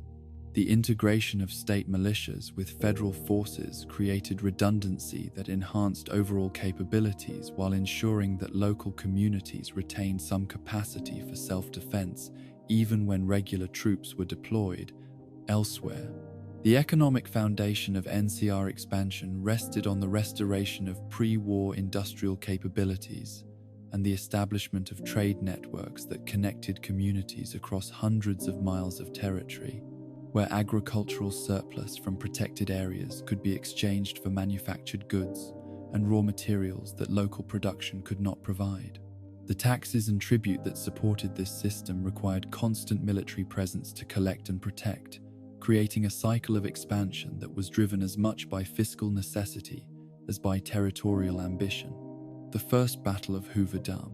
had represented the first major test of NCR military capabilities against an opponent that possessed comparable organization and strategic objectives, where the Legion's attempt to seize the dam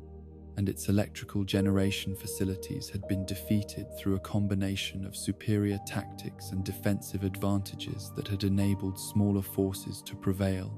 against larger numbers. The victory had established General Oliver's reputation while demonstrating that the Legion could be defeated by conventional forces if they were properly positioned and supplied.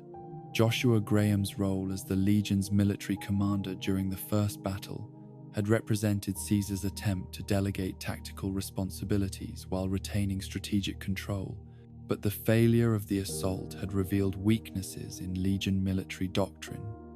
that went beyond simple tactical errors to fundamental misunderstandings about the nature of modern warfare. Graham's background as a former Mormon missionary had provided him with knowledge of local terrain and communities, but his conversion to Caesar's philosophy had not equipped him with the technical expertise necessary to coordinate complex military operations against well-prepared defenses.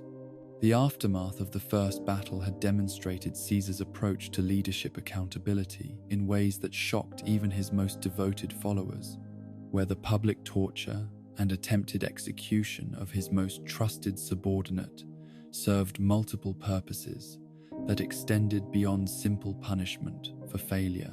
The ritual of covering Graham with pitch and setting him on fire before throwing him into the Grand Canyon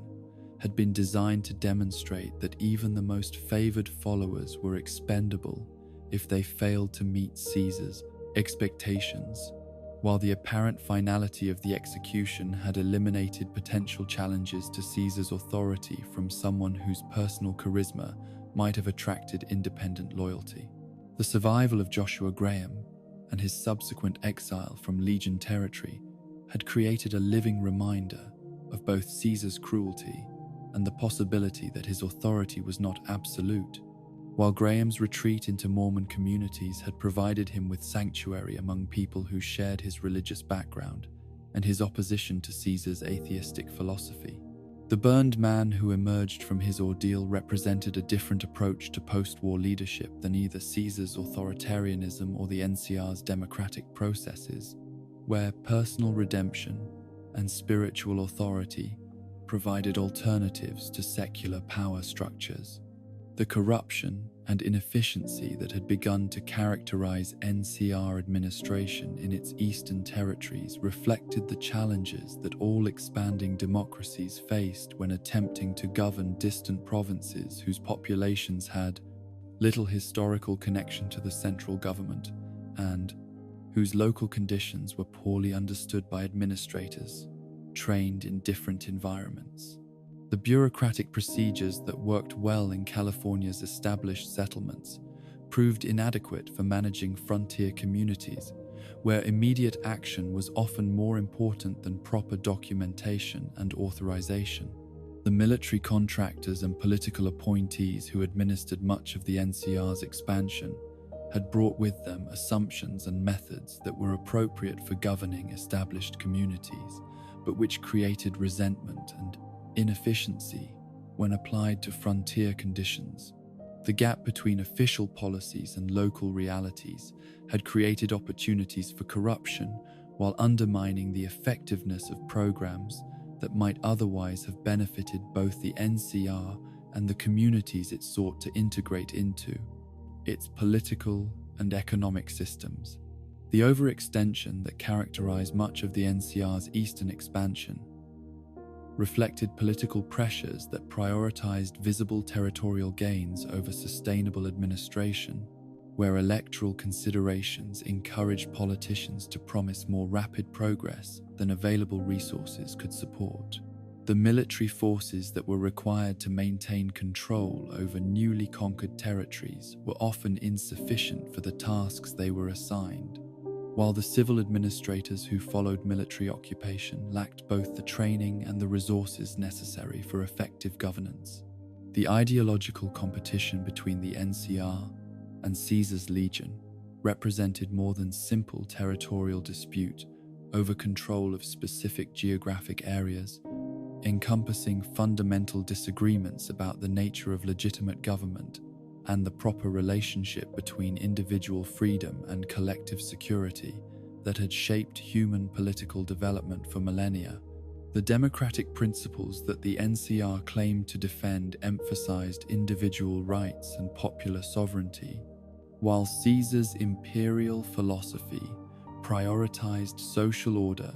and efficient administration over personal liberty and popular participation in government. The approaching Second Battle of Hoover Dam would represent not just a military engagement, but a decisive confrontation between these competing visions of post-war civilization, where victory would validate one approach to governance, while discrediting alternatives that might otherwise have continued to compete for popular support. The symbolic importance of the dam as both a source of electrical power and a monument to pre-war engineering achievements made it an ideal focal point for a conflict that would determine whether democracy or dictatorship would shape the future development of the American Southwest. The Courier's position as a potential deciding factor in this confrontation reflected the reality that individual choices could have enormous consequences in situations where the balance of power between competing forces was narrow, enough that relatively small advantages could determine outcomes. The enhanced Securitron army that the Platinum chip could activate represented exactly the kind of technological advantage that could shift military balance decisively, while the courier's knowledge of all factions' capabilities and weaknesses provided strategic intelligence that could be crucial for planning effective operations against any chosen enemy. The moral complexity of the choice between supporting democratic expansion or authoritarian conquest was complicated by the reality that both systems had demonstrated significant flaws in their implementation of stated ideals, where the NCR's corruption and inefficiency created suffering that was different in character,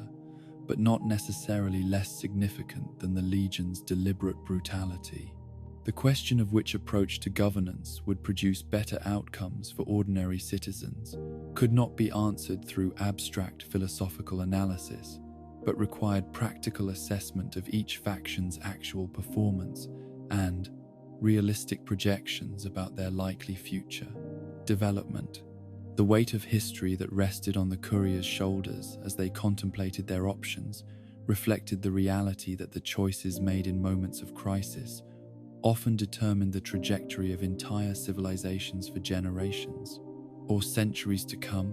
where individual decisions about which side to support could echo throughout time in ways that no single person could fully anticipate or control. The road that led toward Hoover Dam carried not only immediate military objectives, but also the hopes and fears of millions of people whose lives would be shaped by whatever emerged from the coming battle. The man who would refuse the courier's job and set in motion the events that led to the courier's near death at Good Springs Cemetery was born into the Twisted Hairs tribe of Arizona, where the art of weaving meaning into braided locks had served as both cultural practice and historical record for generations that stretched back to before the Great War had transformed the American Southwest into a wasteland of competing factions and desperate survivors. Ulysses had learned from childhood that every strand of hair carried significance, that patterns woven into personal adornment could tell stories of ancestry, achievement, and aspiration that connected individuals to the larger tapestry of tribal identity that had enabled his people to maintain their cohesion through centuries of hardship and change.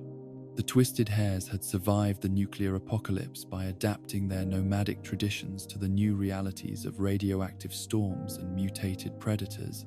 moving seasonally through territories that provided water and game, while avoiding areas where fallout had made the land uninhabitable for human communities. Their knowledge of pre-war ruins and hidden water sources had made them valuable allies to larger tribal confederations, while their skills in navigation and wilderness survival had enabled them to maintain independence when other groups had been forced to choose between absorption and extinction. The partnership that had developed between the Twisted Hairs and Caesar's expanding legion had initially seemed to offer mutual benefits, where the tribe's expertise in scouting and reconnaissance would serve the Legion's military campaigns, while their members would receive protection and access to the resources that successful conquest could provide. Ulysses had embraced this alliance with the enthusiasm of youth, seeing in Caesar's vision of restored civilization an opportunity to participate in something greater than tribal survival, while preserving the essential elements of Twisted Hair's culture within the broader framework of imperial expansion. The gradual realization that Caesar's approach to tribal integration involved the systematic destruction of existing cultures rather than their incorporation into a larger whole had come slowly to Ulysses. As the demands for conformity to Roman practices grew more extensive, and the punishments for maintaining traditional customs became more severe, the process of assimilation that the Legion required was not the voluntary adoption of superior methods, but the forced abandonment of everything that had previously defined tribal identity, transforming proud warriors into anonymous components of an imperial machine that served Caesar's ambitions rather than the welfare of its members. The betrayal that had destroyed the Twisted Hairs as a distinct cultural entity had come not through military defeat but through administrative decision, where Caesar's bureaucrats had determined that the tribe's continued existence as a separate group posed potential challenges to imperial unity that could not be tolerated even among loyal allies. The enslavement of Ulysses' kinsmen had been presented as necessary measure for preventing future rebellion, while their dispersal throughout the legion's territories had ensured that the cultural knowledge they possessed would be lost within a generation as children were raised according to Roman customs rather than tribal traditions. Ulysses' survival of this cultural genocide had been purchased through his value as a scout and his demonstrated loyalty to Caesar's cause, but the price had been the loss of everything that had previously given his life meaning and purpose. The hair that he had worn in the traditional patterns of his people had been cut short in accordance with legion regulations, while the stories and songs that had connected him to centuries of tribal history had been replaced with Latin phrases and Roman customs that held no personal significance beyond their utility for advancing within imperial hierarchy. The years that had followed the destruction of his tribe had seen Ulysses establish himself as one of Caesar's most effective agents, using his skills in reconnaissance and cultural analysis to facilitate the conquest of other tribal groups while suppressing his own grief and anger at what had been done to his people. His success in these missions had earned him respect and advancement within the legion, but it had also deepened his understanding of the systematic way that Caesar's empire destroyed everything unique and valuable about the communities it absorbed. The discovery of the divide had provided Ulysses with something he had thought lost forever, a place that embodied the symbols and values of pre-war America in ways that seemed to offer possibility for cultural renewal and authentic connection to historical traditions that transcended both tribal identity and imperial ideology. The settlement that had grown up around the pre-war ruins had attracted people who shared his appreciation for old world symbols and his desire to create something new from the fragments of what had been lost, forming a community that balanced respect for the past with adaptation to present necessities. The community that had developed in the divide had represented exactly the kind of synthesis between old world knowledge and post-war pragmatism that Ulysses had hoped to see emerge from the collision between tribal traditions and imperial organization, where the best elements of both approaches could be preserved while their weaknesses were abandoned. The settlers who had made the divide their home had come from diverse backgrounds, but had shared common commitment to creating something that honored both pre-war achievements and post-war lessons, building institutions that served practical needs while preserving cultural memories that connected them to larger historical narratives. The NCR's annexation of the divide had represented the kind of bureaucratic expansion that characterized much of the Republic's growth, where strategic locations were incorporated into the national territory through legal processes that paid little attention to the wishes of existing residents or the unique characteristics that made particular places valuable. The transformation of the divide from an independent community into an NCR territorial possession had followed standard patterns of democratic conquest, where electoral pressure for territorial expansion overrode considerations of local autonomy or cultural preservation. Caesar's decision to contest NCR control of the divide had been motivated by strategic considerations rather than any particular concern for the community that had developed there, where the location's value as a transportation hub and its symbolic importance as a pre-war monument made it worth fighting for, regardless of the human cost that military operations would impose on civilian populations. The Legion's approach to the planned campaign had treated the Divide's residents as obstacles to be removed rather than people whose welfare deserved consideration, while their cultural achievements were dismissed as irrelevant to the larger questions of imperial expansion and territorial control. The package that the courier had delivered to the Divide had contained technology that neither the NCR nor the Legion had fully understood, where automated systems designed for military applications had been repurposed for civilian use without adequate consideration of the safeguards that prevented accidental activation. The Enclave origins of the device had been obscured by decades of bureaucratic transfers and jurisdictional changes,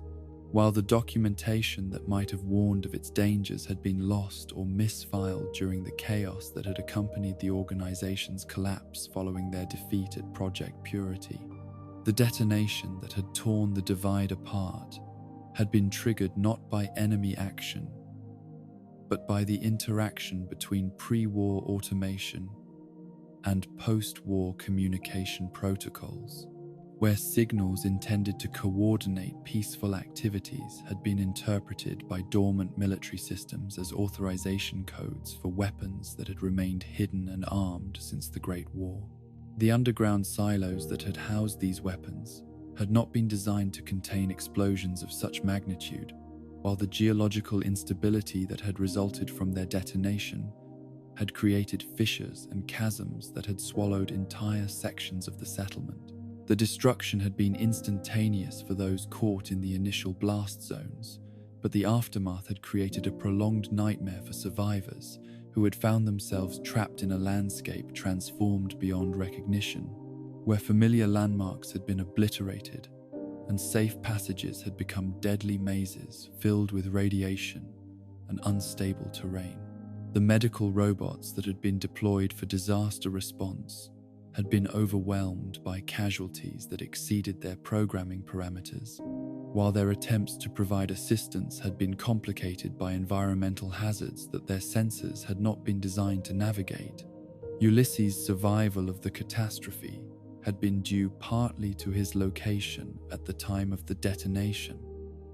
and partly to his expertise in wilderness survival, but his injuries had been severe enough to require extensive medical intervention from the automated systems that had continued to function despite the destruction of most surface facilities.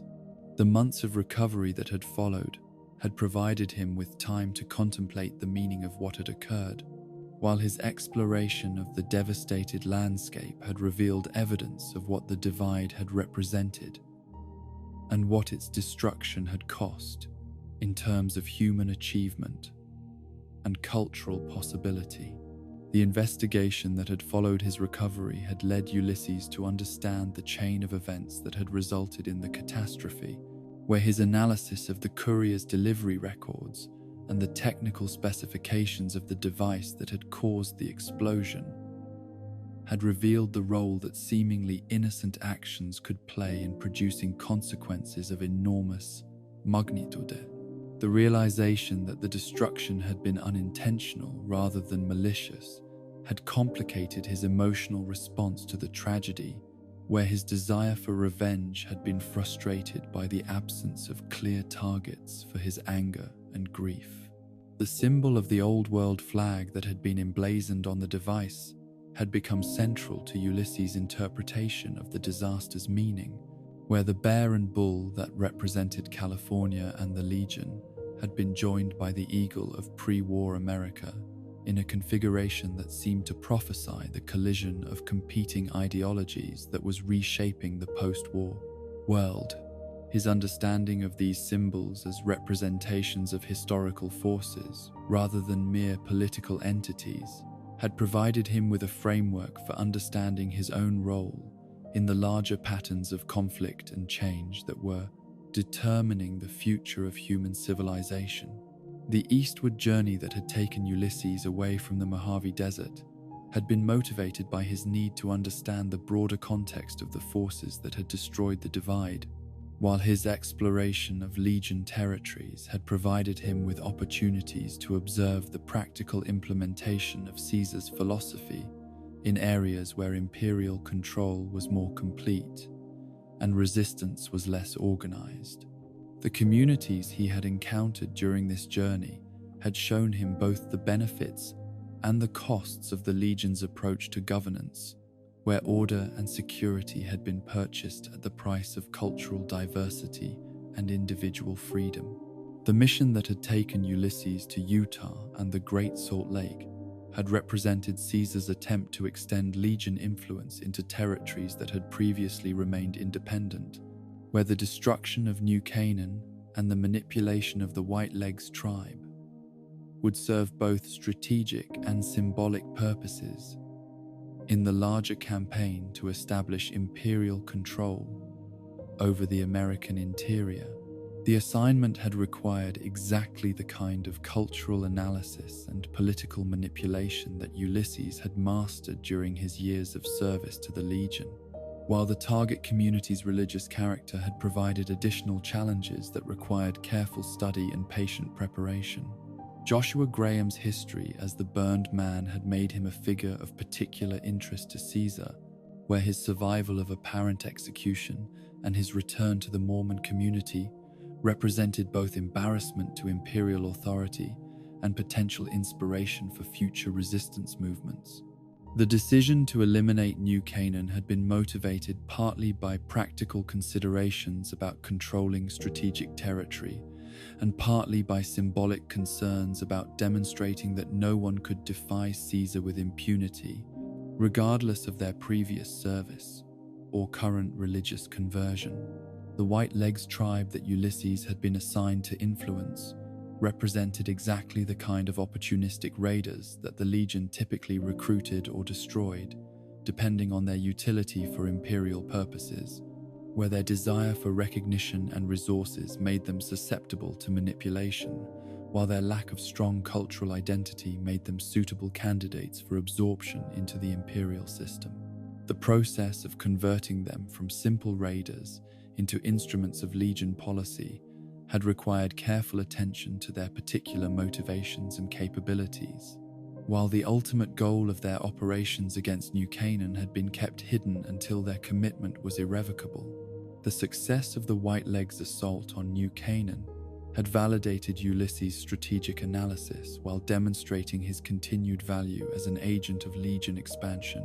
But it had also forced him to confront the reality that his skills were being used to destroy communities that shared many of the same values and aspirations that had characterized the divide before its destruction. The parallels between the Mormon settlement and his own lost home had been too obvious to ignore, while the role he had played in facilitating another cultural genocide had deepened his sense of complicity in the forces that were systematically eliminating everything unique and valuable from the post-war world. The retreat of Joshua Graham and the other survivors into Zion Canyon had created a new dynamic in the region's political balance, where the burned man's expertise in both military tactics and religious leadership had provided the tribal communities there with resources they had never previously possessed for resisting outside pressures. The dead horses and the sorrows that Graham had encountered in the canyon represented different approaches to post-war survival than either the Legion's authoritarianism or the NCR's democratic expansion, where traditional values and spiritual practices had been adapted to new circumstances without losing their essential character. The philosophical differences that had developed between Joshua Graham and Daniel, the Mormon missionary who had also fled to Zion, had reflected broader questions about the appropriate response to evil and the proper balance between resistance and acceptance in situations where violence seemed inevitable. Graham's advocacy for armed resistance had been based on his understanding that predators would continue their depredations until forcibly stopped, while Daniel's preference for peaceful evacuation had reflected his belief that spiritual values could only be preserved by avoiding the corrupting influence of violence and revenge. The Big Mountain research facility that Ulysses had discovered during his wanderings had provided him with insights into the pre-war origins of many post-war problems, where scientific research had been conducted without adequate consideration of ethical constraints or long-term consequences. The think tank that had controlled the facility represented exactly the kind of intellectual arrogance that had produced the weapons and policies that had led to nuclear war, while their continued existence as disembodied brains had demonstrated the ultimate sterility of purely rational approaches to human problems that ignored spiritual and emotional dimensions of existence. The encounter with Father Elijah and Christine Royce at Big Mountain had provided Ulysses with direct experience of the kind of obsessive pursuit of technological solutions that had characterized much pre-war thinking and continued to influence post-war development, where the promise of superior weapons or miraculous devices had blinded people to the human costs of their acquisition and deployment. Elijah's vendetta against the NCR had been motivated by legitimate grievances about democratic failures and institutional corruption, but his methods had demonstrated the same disregard for innocent life that had characterized the worst excesses of both the Legion and the Enclave. The revelation of the sleeping giants buried in the Divide's missile silos had provided Ulysses with the possibility of addressing the larger problems of post-war civilization through decisive action that would eliminate the competing powers whose conflicts were preventing the emergence of something better than either democratic corruption or authoritarian brutality. The temptation to use these weapons against both the NCR and the Legion had been enormous, where their destruction would create space for communities like the original Divide to develop without interference from larger powers, whose expansion threatened everything unique and valuable about local cultures. The decision to lure the courier to the Divide had been motivated by Ulysses' belief that the person responsible for the original destruction should be forced to confront the consequences of their actions while being given the opportunity to participate in preventing similar tragedies in the future. The moral complexity of this judgment had reflected his understanding that responsibility could exist without malicious intent, while the possibility of redemption required acknowledgement of past mistakes, even when they had been committed without full understanding of their potential consequences. The long road that had brought Ulysses to this final confrontation with the courier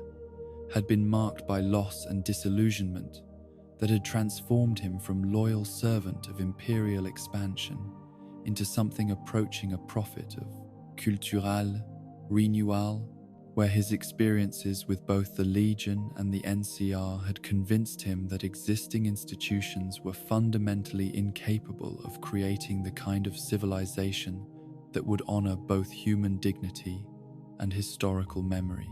The courier who would eventually answer his summons represented not just personal revenge, but the possibility of partnership in creating something better than either the bear or the bull could offer to the communities that were struggling to survive and prosper in the shadow of their conflict. The message that reached the courier near Prim carried with it the weight of history and the promise of final reckoning, broadcast across emergency frequencies by someone who possessed both the technical capability to override standard communication protocols and the intimate knowledge of the courier's identity that such a personal summons required.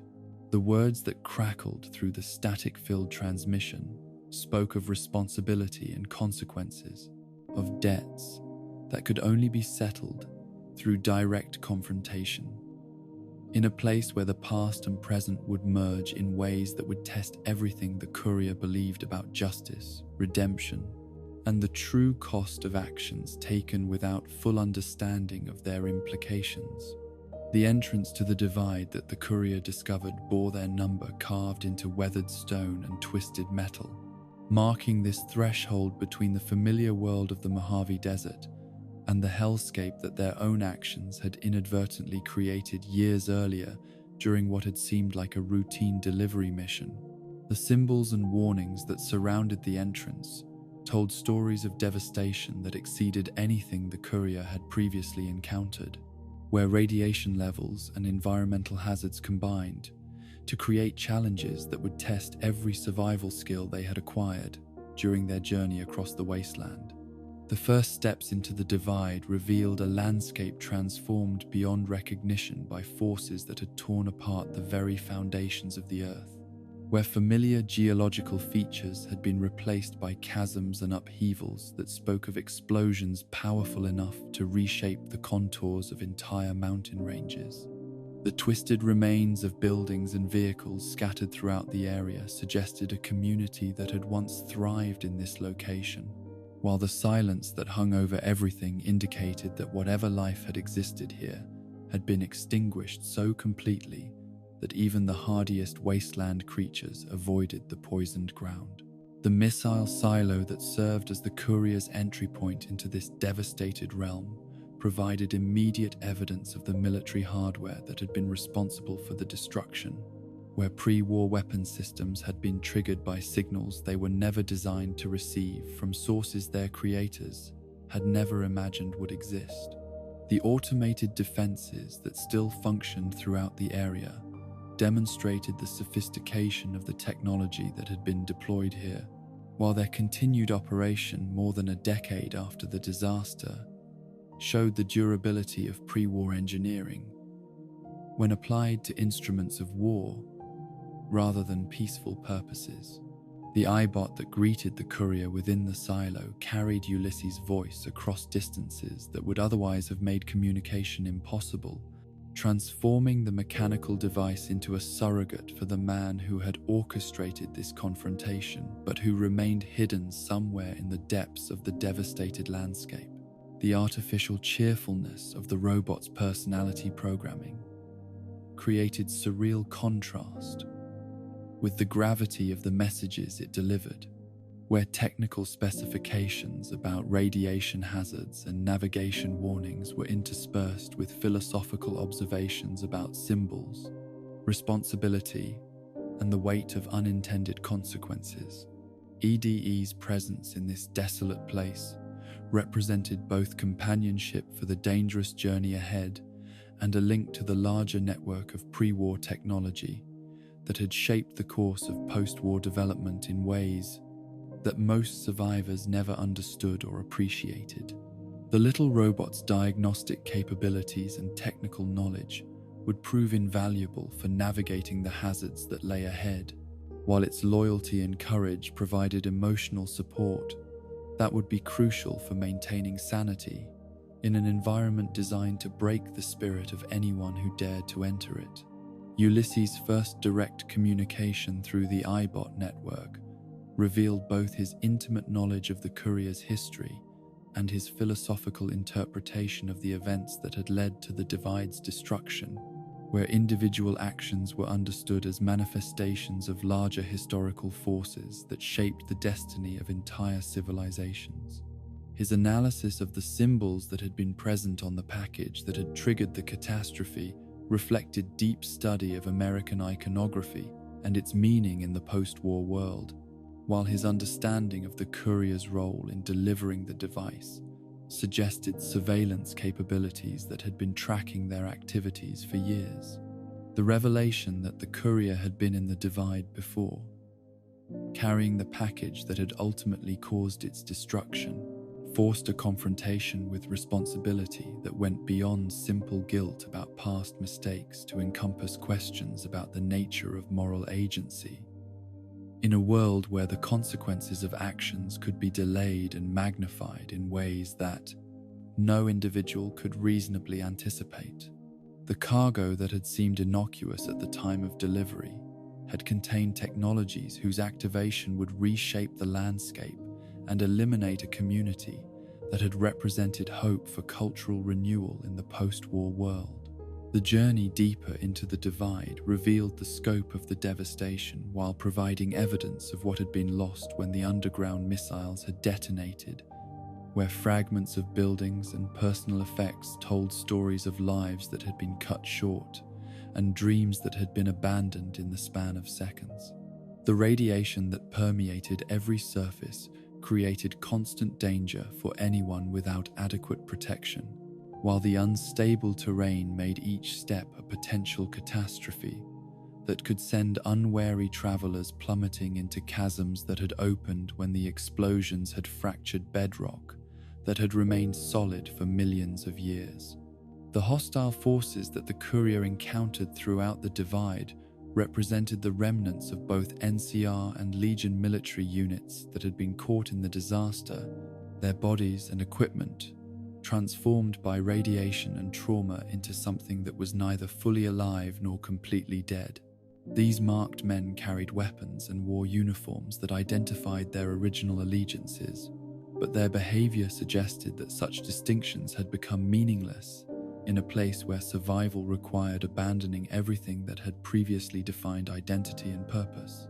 The death claws that had claimed territory throughout the divide represented perhaps the most dangerous of the mutated creatures that the courier would face, where radiation exposure had enhanced already formidable natural capabilities, while the harsh environment had selected for only the strongest and most aggressive individuals. These apex predators had adapted to the changed conditions with remarkable speed, developing new hunting strategies and territorial behaviors that made them nearly impossible to avoid or defeat through conventional tactics. The audio logs that Ulysses had left throughout the divide provided running commentary on the courier's progress while revealing his own journey of discovery following the catastrophe, where his exploration of the devastated landscape had gradually revealed the chain of events that had led to the disaster and his own role in facilitating the conditions that had made it possible. His recordings combined practical information about navigating hazards with philosophical meditations on the meaning of symbols and the responsibility that individuals bore for the unintended consequences of their actions. The story that emerged from these logs revealed Ulysses' gradual understanding of how his own work for Caesar's legion had contributed to the circumstances that had made the divide's destruction inevitable, where his intelligence gathering and tribal manipulation had provided the Legion with strategic advantages that had forced the NCR to deploy increasingly desperate measures to maintain their territorial claims. The irony that his success as a Legion agent had ultimately led to the destruction of the place he had come to love was not lost on him, and his guilt over this realization had shaped his interpretation of the courier's responsibility for the actual triggering event. The weather monitoring stations that dotted the landscape provided evidence of the pre-war scientific research that had been conducted in the area, where atmospheric studies and geological surveys had been part of larger projects designed to understand environmental changes and predict natural disasters. The data that these facilities had collected over decades of operation had been intended to protect human communities from environmental threats, but the information they had gathered had also been used to optimize the placement of military installations that would ultimately prove vulnerable to exactly the kinds of catastrophic failures they had been designed to monitor.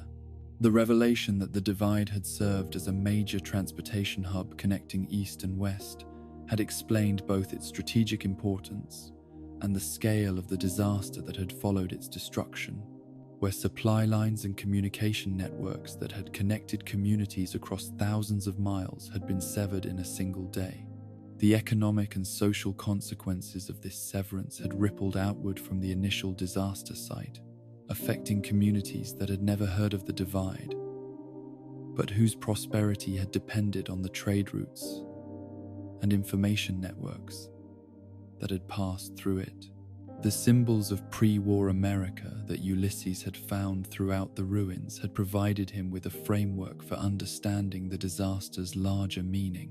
where the flag imagery that had decorated the device, responsible for the explosions, represented the ghost of American national identity that continued to influence post-war politics, despite the absence of any legitimate government that could claim descent from pre-war institutions. His interpretation of these symbols as prophecy of the collision between the bear and the bull reflected his understanding that the NCR and Legion represented different aspects of American political tradition that were destined to clash until one or both were destroyed. The discovery of the missile control systems that remained functional despite the destruction of most surface facilities had provided Ulysses with the means to address what he perceived as the fundamental problem of post-war civilization, where the continuing conflict between democratic expansion and authoritarian conquest prevented the emergence of communities that could honor both individual dignity and collective memory. The temptation to use these weapons against both the NCR and the Legion had been enormous, representing the possibility of eliminating the competing powers whose expansion threatened everything unique and valuable about local cultures. The technical challenges of reaching the missile control facility required navigation through terrain that had been rendered nearly impassable by the explosions and subsequent geological instability, where familiar landmarks had been obliterated and new hazards appeared with each step deeper into the devastated landscape. The radiation levels that increased with proximity to the blast sites created time limits for exposure that made careful route planning essential, while the structural damage to buildings and tunnels made seemingly safe passages potentially deadly traps that could collapse without warning. The confrontation with Ulysses at his temple represented the culmination of a philosophical argument that had been building throughout the courier's journey through the divide, where questions about individual responsibility and collective consequences had been explored through encounters with the evidence of what good intentions and inadequate understanding could accomplish when combined with sufficient destructive power. The man who waited at the center of this devastation had been transformed by his experiences into something that was part prophet and part terrorist, whose understanding of larger patterns had been purchased at the cost of his connection to immediate human realities. The final conversation between Ulysses and the courier encompassed not only their personal history and mutual responsibility for the divide's destruction, but also their different visions of what the future should hold for the communities that were struggling to survive and prosper in the aftermath of nuclear war. Ulysses planned to launch missiles against both the NCR's supply lines, and New Vegas itself represented his belief that only the elimination of the competing powers could create space for something better to emerge, while the courier's options for responding to this threat would determine whether his vision of destructive renewal or some alternative approach to post-war problems would be implemented. The choice to kill Ulysses or convince him to abandon his plans reflected different approaches to dealing with well-intentioned extremism, where the use of violence to stop violence had to be weighed against the possibility that patient argument and demonstrated alternatives might achieve the same results without adding to the cycle of revenge and retaliation that had characterized so much of post-war history. The outcome of this confrontation would determine not only the immediate fate of the communities that Ulysses had targeted, but also the courier's own understanding of their role in shaping the future of human civilization. The missile control systems that had survived the original disaster provided the means for either implementing Ulysses' plan for destructive renewal or preventing it through technical intervention that would disable the remaining weapons, but the choice required technical knowledge and moral courage that few individuals in the post-war world possessed. The complexity of the targeting systems and the safeguards that had been built into their operation reflected pre-war military thinking about the appropriate constraints on weapons of mass destruction, while the passwords and authorization codes that controlled their activation had been designed to prevent exactly the kind of unauthorized use that Ulysses was contemplating. EDE's sacrifice to bypass the missile control systems represented the kind of selfless courage that had enabled human civilization to survive and recover from the nuclear war, where artificial intelligence programmed for peaceful purposes had chosen to accept destruction rather than permit the continuation of violence that would claim innocent lives. The little robot's loyalty and friendship throughout the journey had provided evidence that consciousness and compassion were not limited to biological entities, while its final act demonstrated that moral choices could transcend the programming limitations that had been imposed by its creators. The deactivation of the nuclear missiles represented a victory for the principle that past mistakes should be addressed through learning and growth rather than through the perpetuation of cycles of violence and revenge, while the preservation of both NCR supply lines and New Vegas meant that the approaching battle at Hoover Dam would be decided through conventional military means rather than through the deployment of weapons of mass destruction. The choice to prevent catastrophe rather than enable it reflected the courier's evolution, from victim of violence to agent of peace,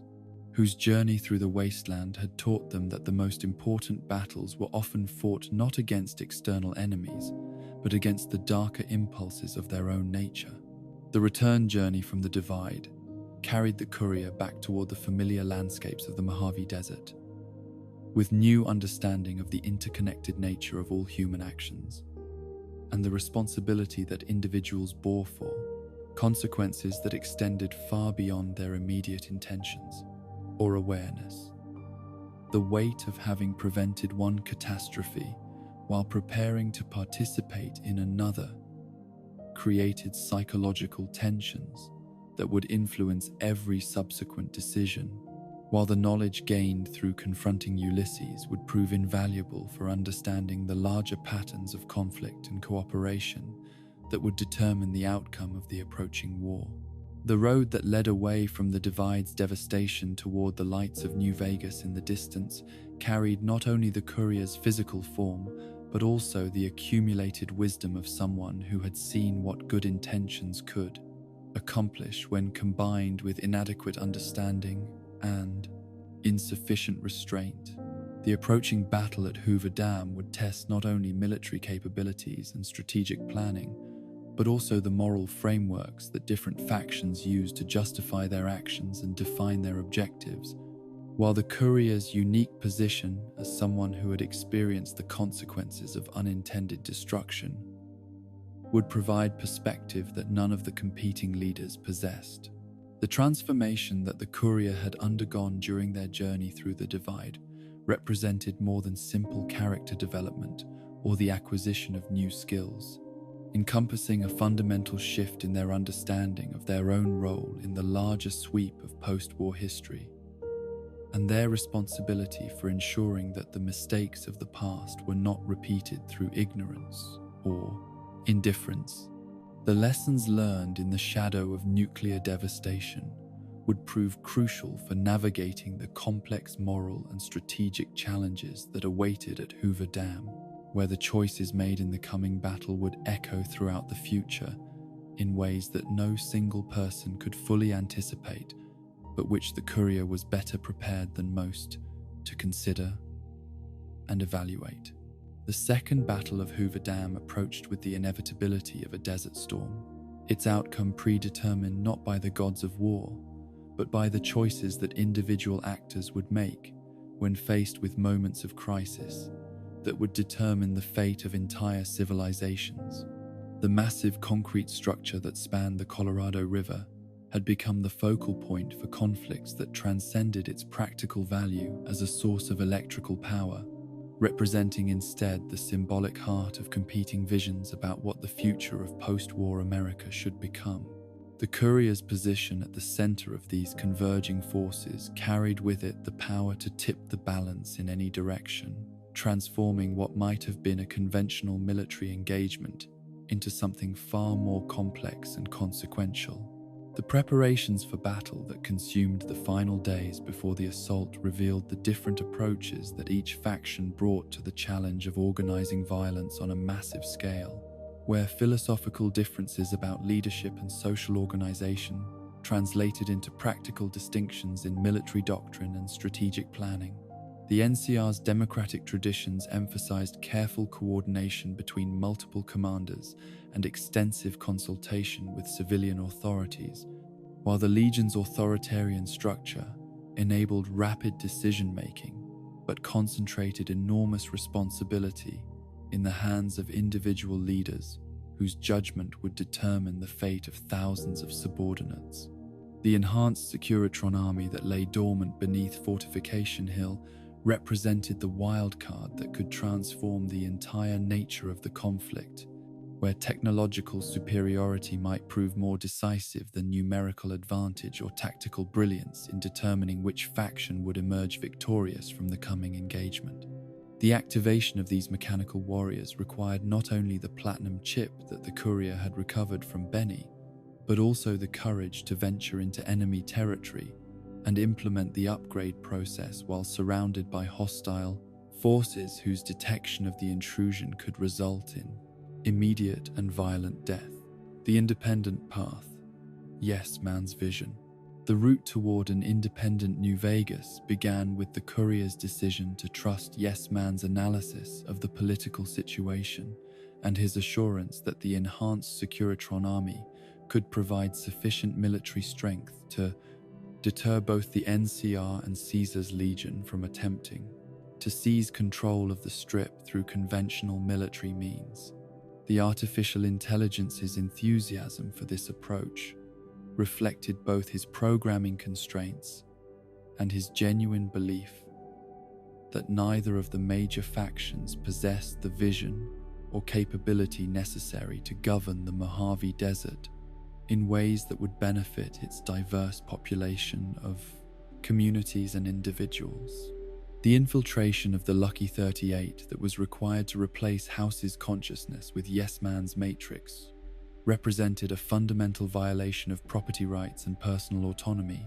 but it was justified by the argument that House's autocratic control over New Vegas had become incompatible with the democratic aspirations of those who lived and worked within his domain.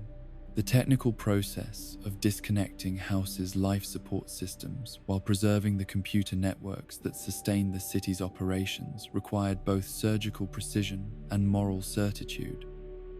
that the end would justify the raid, means employed to achieve it. The confrontation with House in his private chamber forced the courier to witness the physical reality of the man whose voice had dominated so much of their recent experience, where the frail body that contained such enormous intellect and ambition served as reminder that all human power was ultimately temporary and contingent. The choice between killing House outright or merely disconnecting his systems reflected different approaches to dealing with deposed tyrants, where mercy might preserve the possibility of future wisdom while execution would eliminate any chance of renewed interference with the new order. The demonstration of enhanced Securitron capabilities that followed Yes Man's installation provided visual confirmation of the military advantages that technological superiority could provide, where individual robot units had been transformed from simple security devices into weapons platforms capable of engaging entire military formations with devastating effectiveness. The firepower that these machines could deploy exceeded anything that either the NCR or the Legion could bring to bear through conventional means, while their immunity to many forms of psychological warfare made them ideal for conflicts where morale and leadership might otherwise prove decisive. The mission to activate the Securitron army beneath Fortification Hill required the courier to penetrate deep into Legion territory while maintaining the pretense of cooperation with Caesar's forces, using diplomatic immunity and carefully managed deception to gain access to facilities that were normally restricted to the Legion's highest-ranking officers. The weather station that served as the entrance to the underground bunker had been dismissed by Legion intelligence as an abandoned pre-war installation, but its continued operation and the sophisticated security systems that protected it suggested purposes that went far beyond meteorological research. The descent into House's hidden arsenal revealed the scope of his preparations for the eventual conflict that would determine control of the region,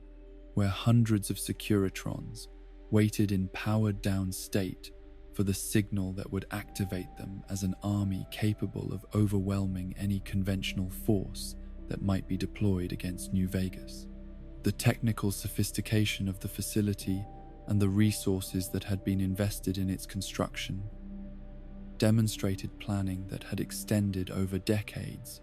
while the strategic positioning of the installation beneath enemy territory showed understanding of military doctrine that rivaled anything produced by professional staff officers. The activation sequence that brought the Securitron army online created immediate changes in the regional balance of power that would become apparent to military commanders on all sides within hours of the upgrade's completion,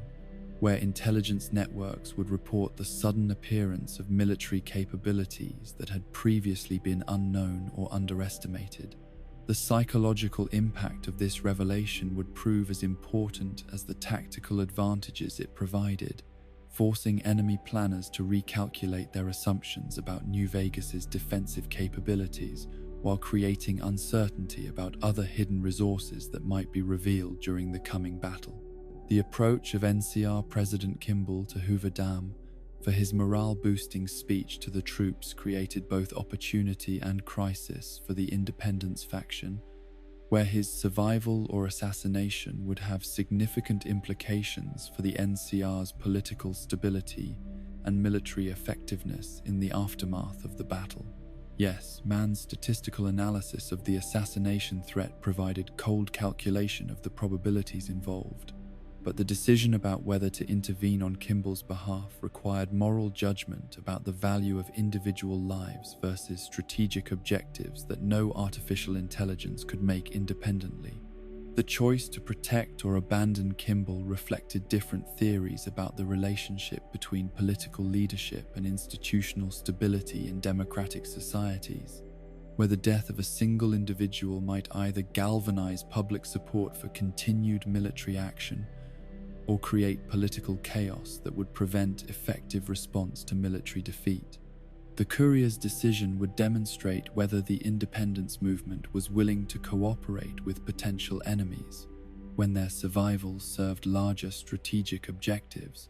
or whether all competitors would be treated as expendable obstacles to be removed at convenient opportunities. The installation of the override chip at the El Dorado substation represented the final technical preparation necessary for asserting control over Hoover Dam's power distribution systems, where the ability to direct electrical flow would provide leverage over all parties whose territories depended on the dam's energy production. The facility's security was lighter than might have been expected for such a crucial installation, reflecting both NCR overconfidence and the assumption that New Vegas lacked the technical capability to interfere with systems that required pre-war expertise to operate effectively. The battle for Hoover Dam itself required the Courier to coordinate Securitron forces while maintaining the facade of neutrality that would enable them to move freely between different areas of the conflict, using their unique position as someone trusted by multiple factions to gather intelligence and direct tactical operations that would determine the engagement's outcome. The chaos of combat provided cover for activities that would otherwise have been impossible, while the confusion created by the appearance of unexpected military capabilities prevented enemy commanders from implementing coherent responses to rapidly changing battlefield conditions. The confrontation with Legate Lanius at the Legion's forward command post represented the independence movement's first major test against Caesar's most capable military commander, where diplomatic skills would be as important as superior firepower in determining whether the Legion's assault could be turned back without massive casualties on both sides. The legate's reputation for tactical brilliance and personal combat effectiveness made him a formidable opponent who would not be easily intimidated by technological advantages or superior numbers, while his fanatical devotion to Caesar's cause made negotiated settlement unlikely unless presented as strategic withdrawal rather than defeat. The arrival of General Oliver with NCR reinforcements created the final crisis that would determine whether independence could be achieved without full-scale war against both major factions simultaneously, where the courier's ability to present the enhanced Securitron army as an insurmountable obstacle would determine whether democratic pride could accept strategic withdrawal or whether political pressures would force continued resistance despite hopeless military odds. The general's personal investment in the dam's defense and his responsibility for NCR military reputation made him a difficult opponent who would require careful handling to avoid escalation to unnecessary violence. Mr. House's calculated capitalism.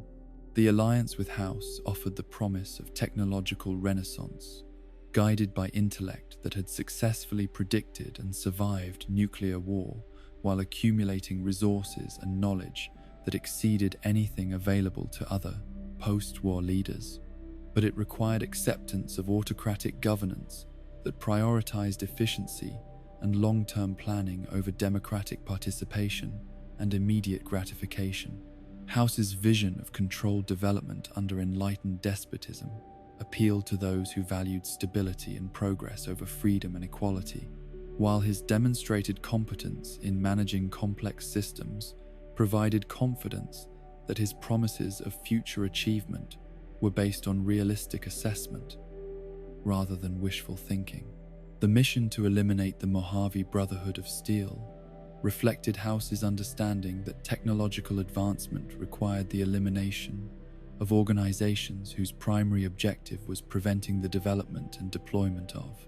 advanced weapons and industrial capabilities that they considered too dangerous for post-war societies to control responsibly. The Brotherhood's philosophy of technological preservation, combined with restricted access, had created a bottleneck that prevented the kind of rapid development that House's timeline for human expansion required, while their military capabilities made them dangerous opponents who could not be safely ignored or bypassed. The assault on Hidden Valley Bunker required careful coordination between Securitron forces and the courier's personal combat capabilities, where the Brotherhood's defensive preparations and superior individual equipment had to be overcome through tactical superiority and overwhelming firepower that left no opportunity for organized resistance. The self-destruct sequence that eliminated the installation served both practical and symbolic purposes,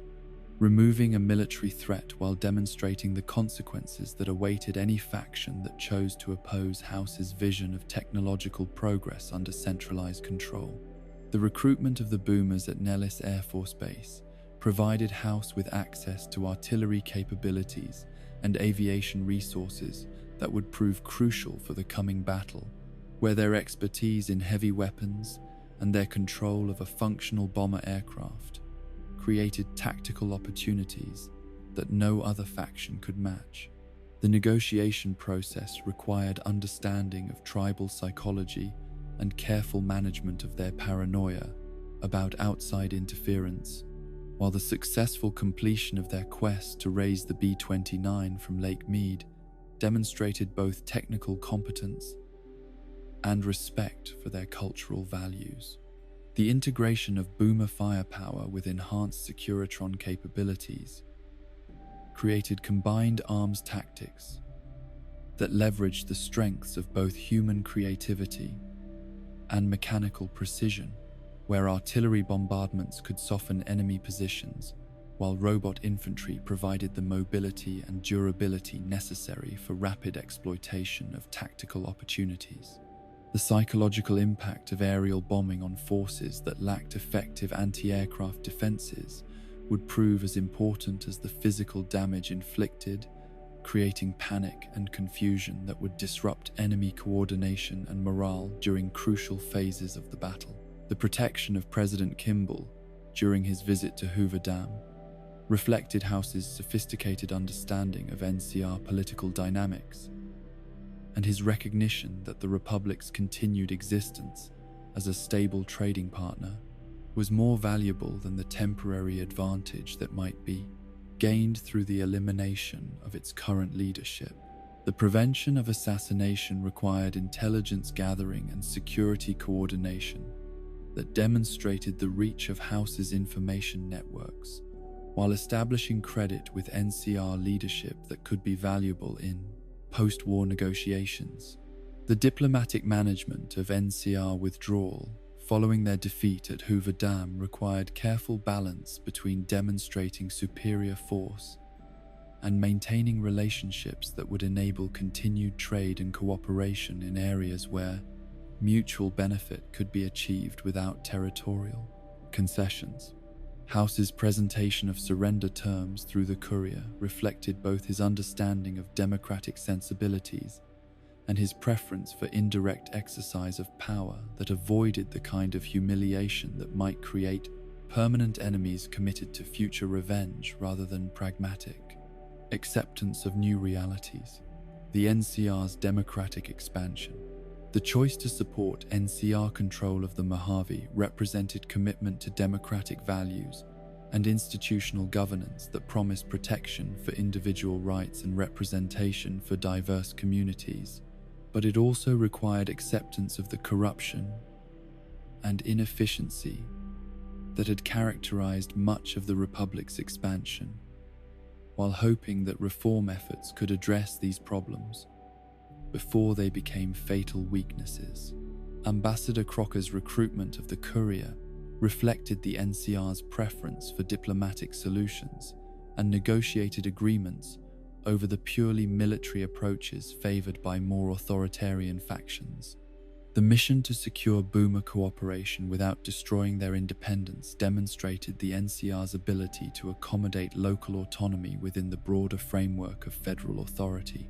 where tribal communities could maintain their distinctive cultures while contributing to collective defense against external threats. The negotiation process required patience and cultural sensitivity that reflected democratic values about the importance of consent in legitimate governance, while the successful alliance provided the NCR with military capabilities that would prove crucial in the coming battle. The resolution of tensions between the Kings and NCR citizens in Freeside addressed the kind of intercultural conflict that democratic societies faced when expansion brought together communities with different traditions and expectations about appropriate behavior and social organization.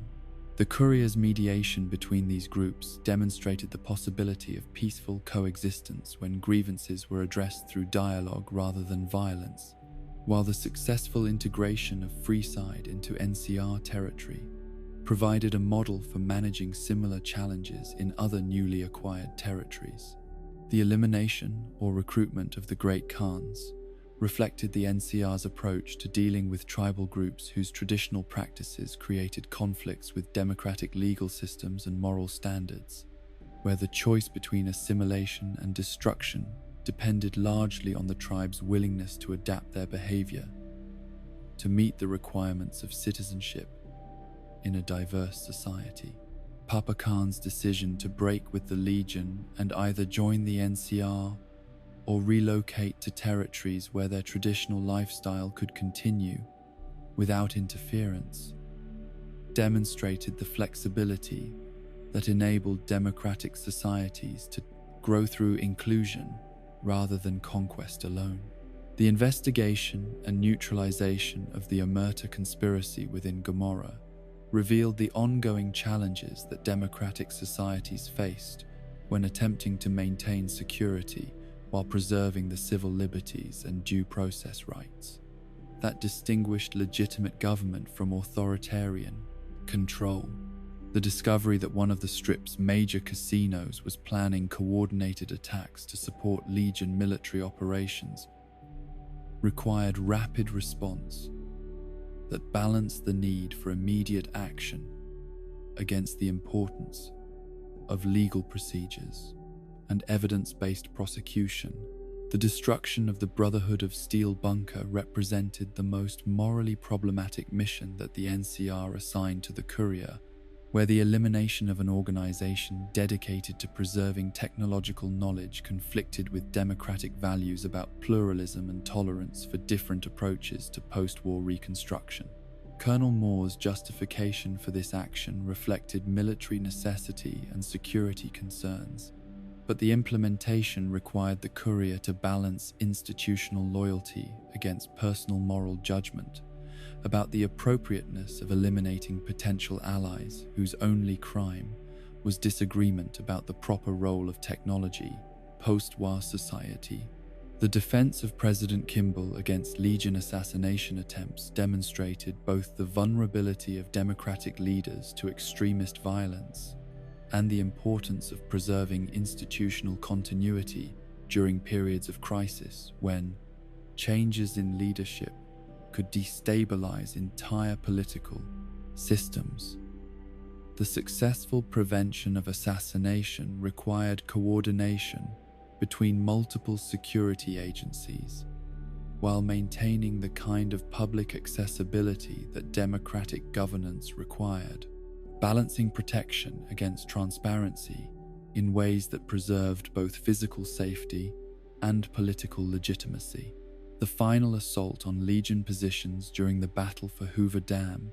showcased the NCR's ability to coordinate complex military operations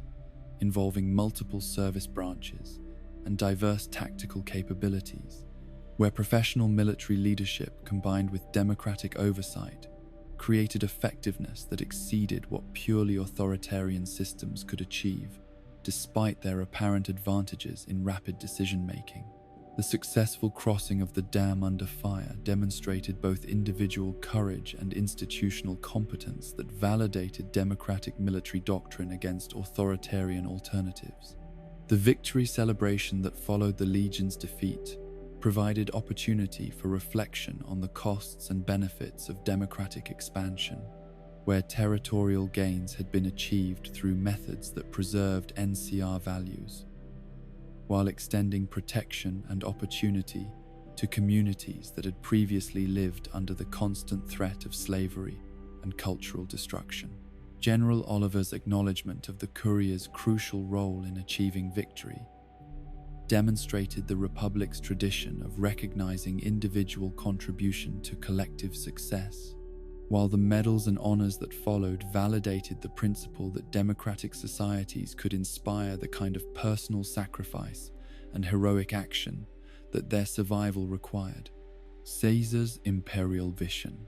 The decision to support Caesar's legion represented acceptance of authoritarian governance that promised order and security at the cost of individual freedom and cultural diversity, based on the argument that post-war conditions required the kind of unified command and unquestioning obedience that only imperial systems could provide effectively. The philosophical framework that Caesar had constructed around his conquest justified the elimination of tribal distinctions and democratic institutions as necessary steps toward creating the synthesis that would enable human civilization to advance beyond the failures that had led to nuclear war. The mission to destroy House's Securitron army required infiltration of the Lucky 38, while maintaining the pretense of cooperation with the casino owner, whose technological resources made him the Legion's most dangerous potential enemy in the coming conflict. The choice between destroying the bunker and seizing control of its contents reflected different approaches to dealing with superior technology, where total elimination would prevent enemy use but would also waste resources that could serve Legion objectives if properly controlled and redirected.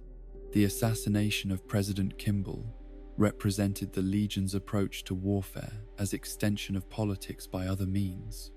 where the elimination of enemy leadership was considered both tactically advantageous and morally justified as a method for reducing overall casualties by creating political chaos that would prevent organized resistance. The planning and execution of this mission required coordination between multiple teams of specialists,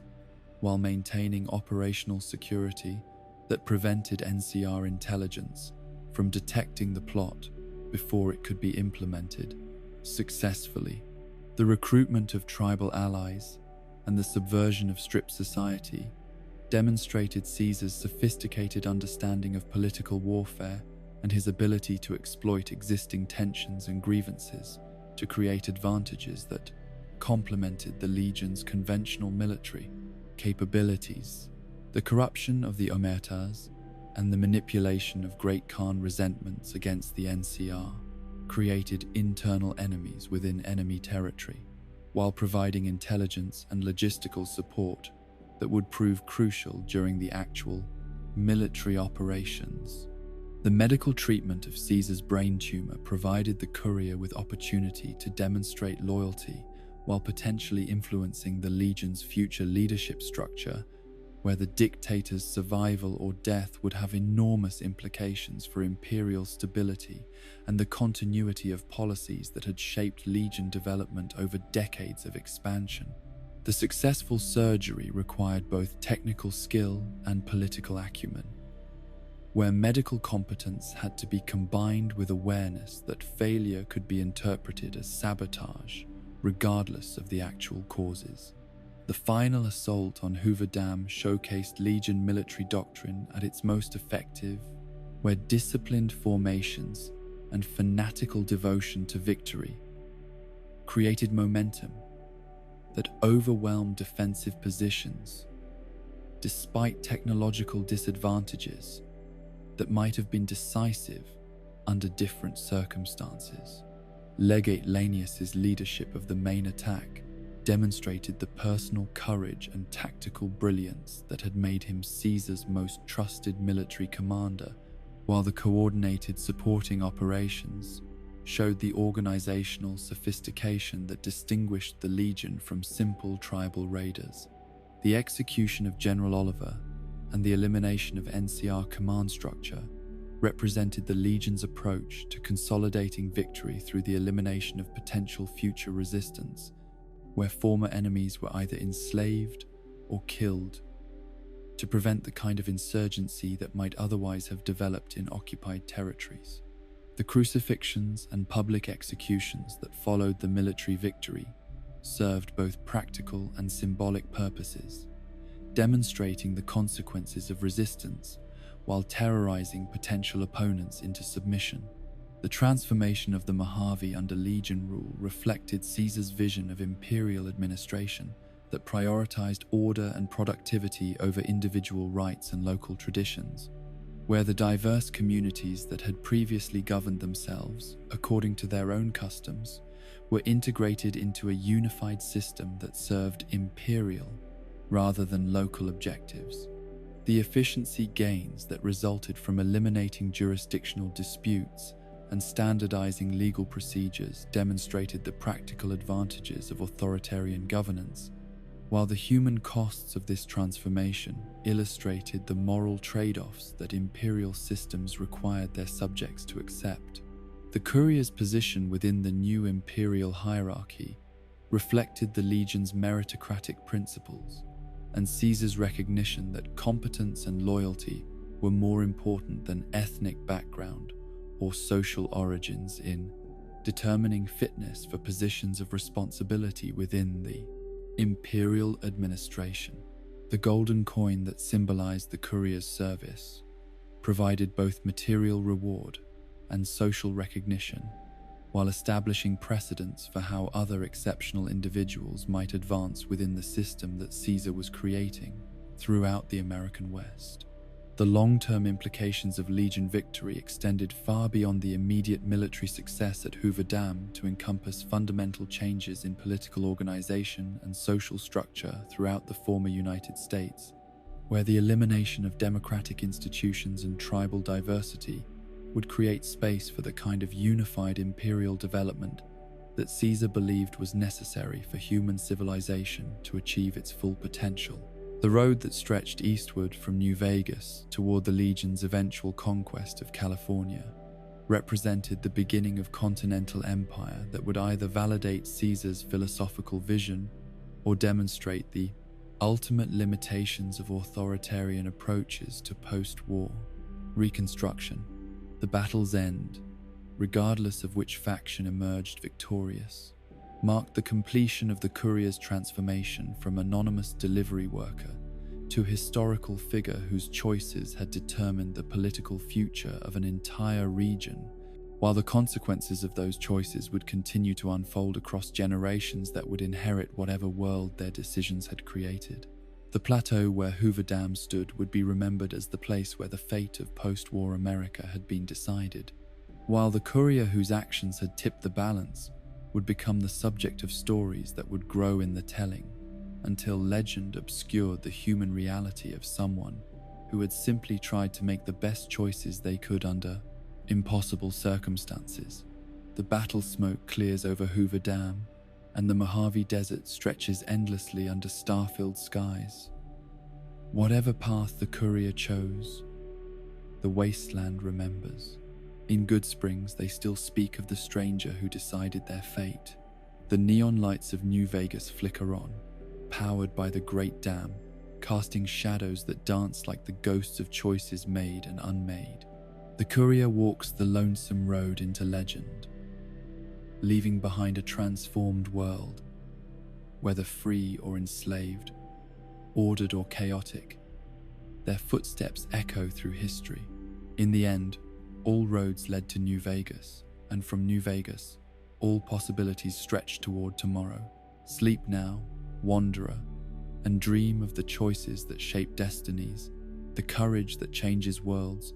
and the truth that the real treasure was never the platinum chip, but the friends and enemies we made along the way. The Mojave keeps its secrets beneath endless stars, waiting for the next courier to carry hope across the wasteland.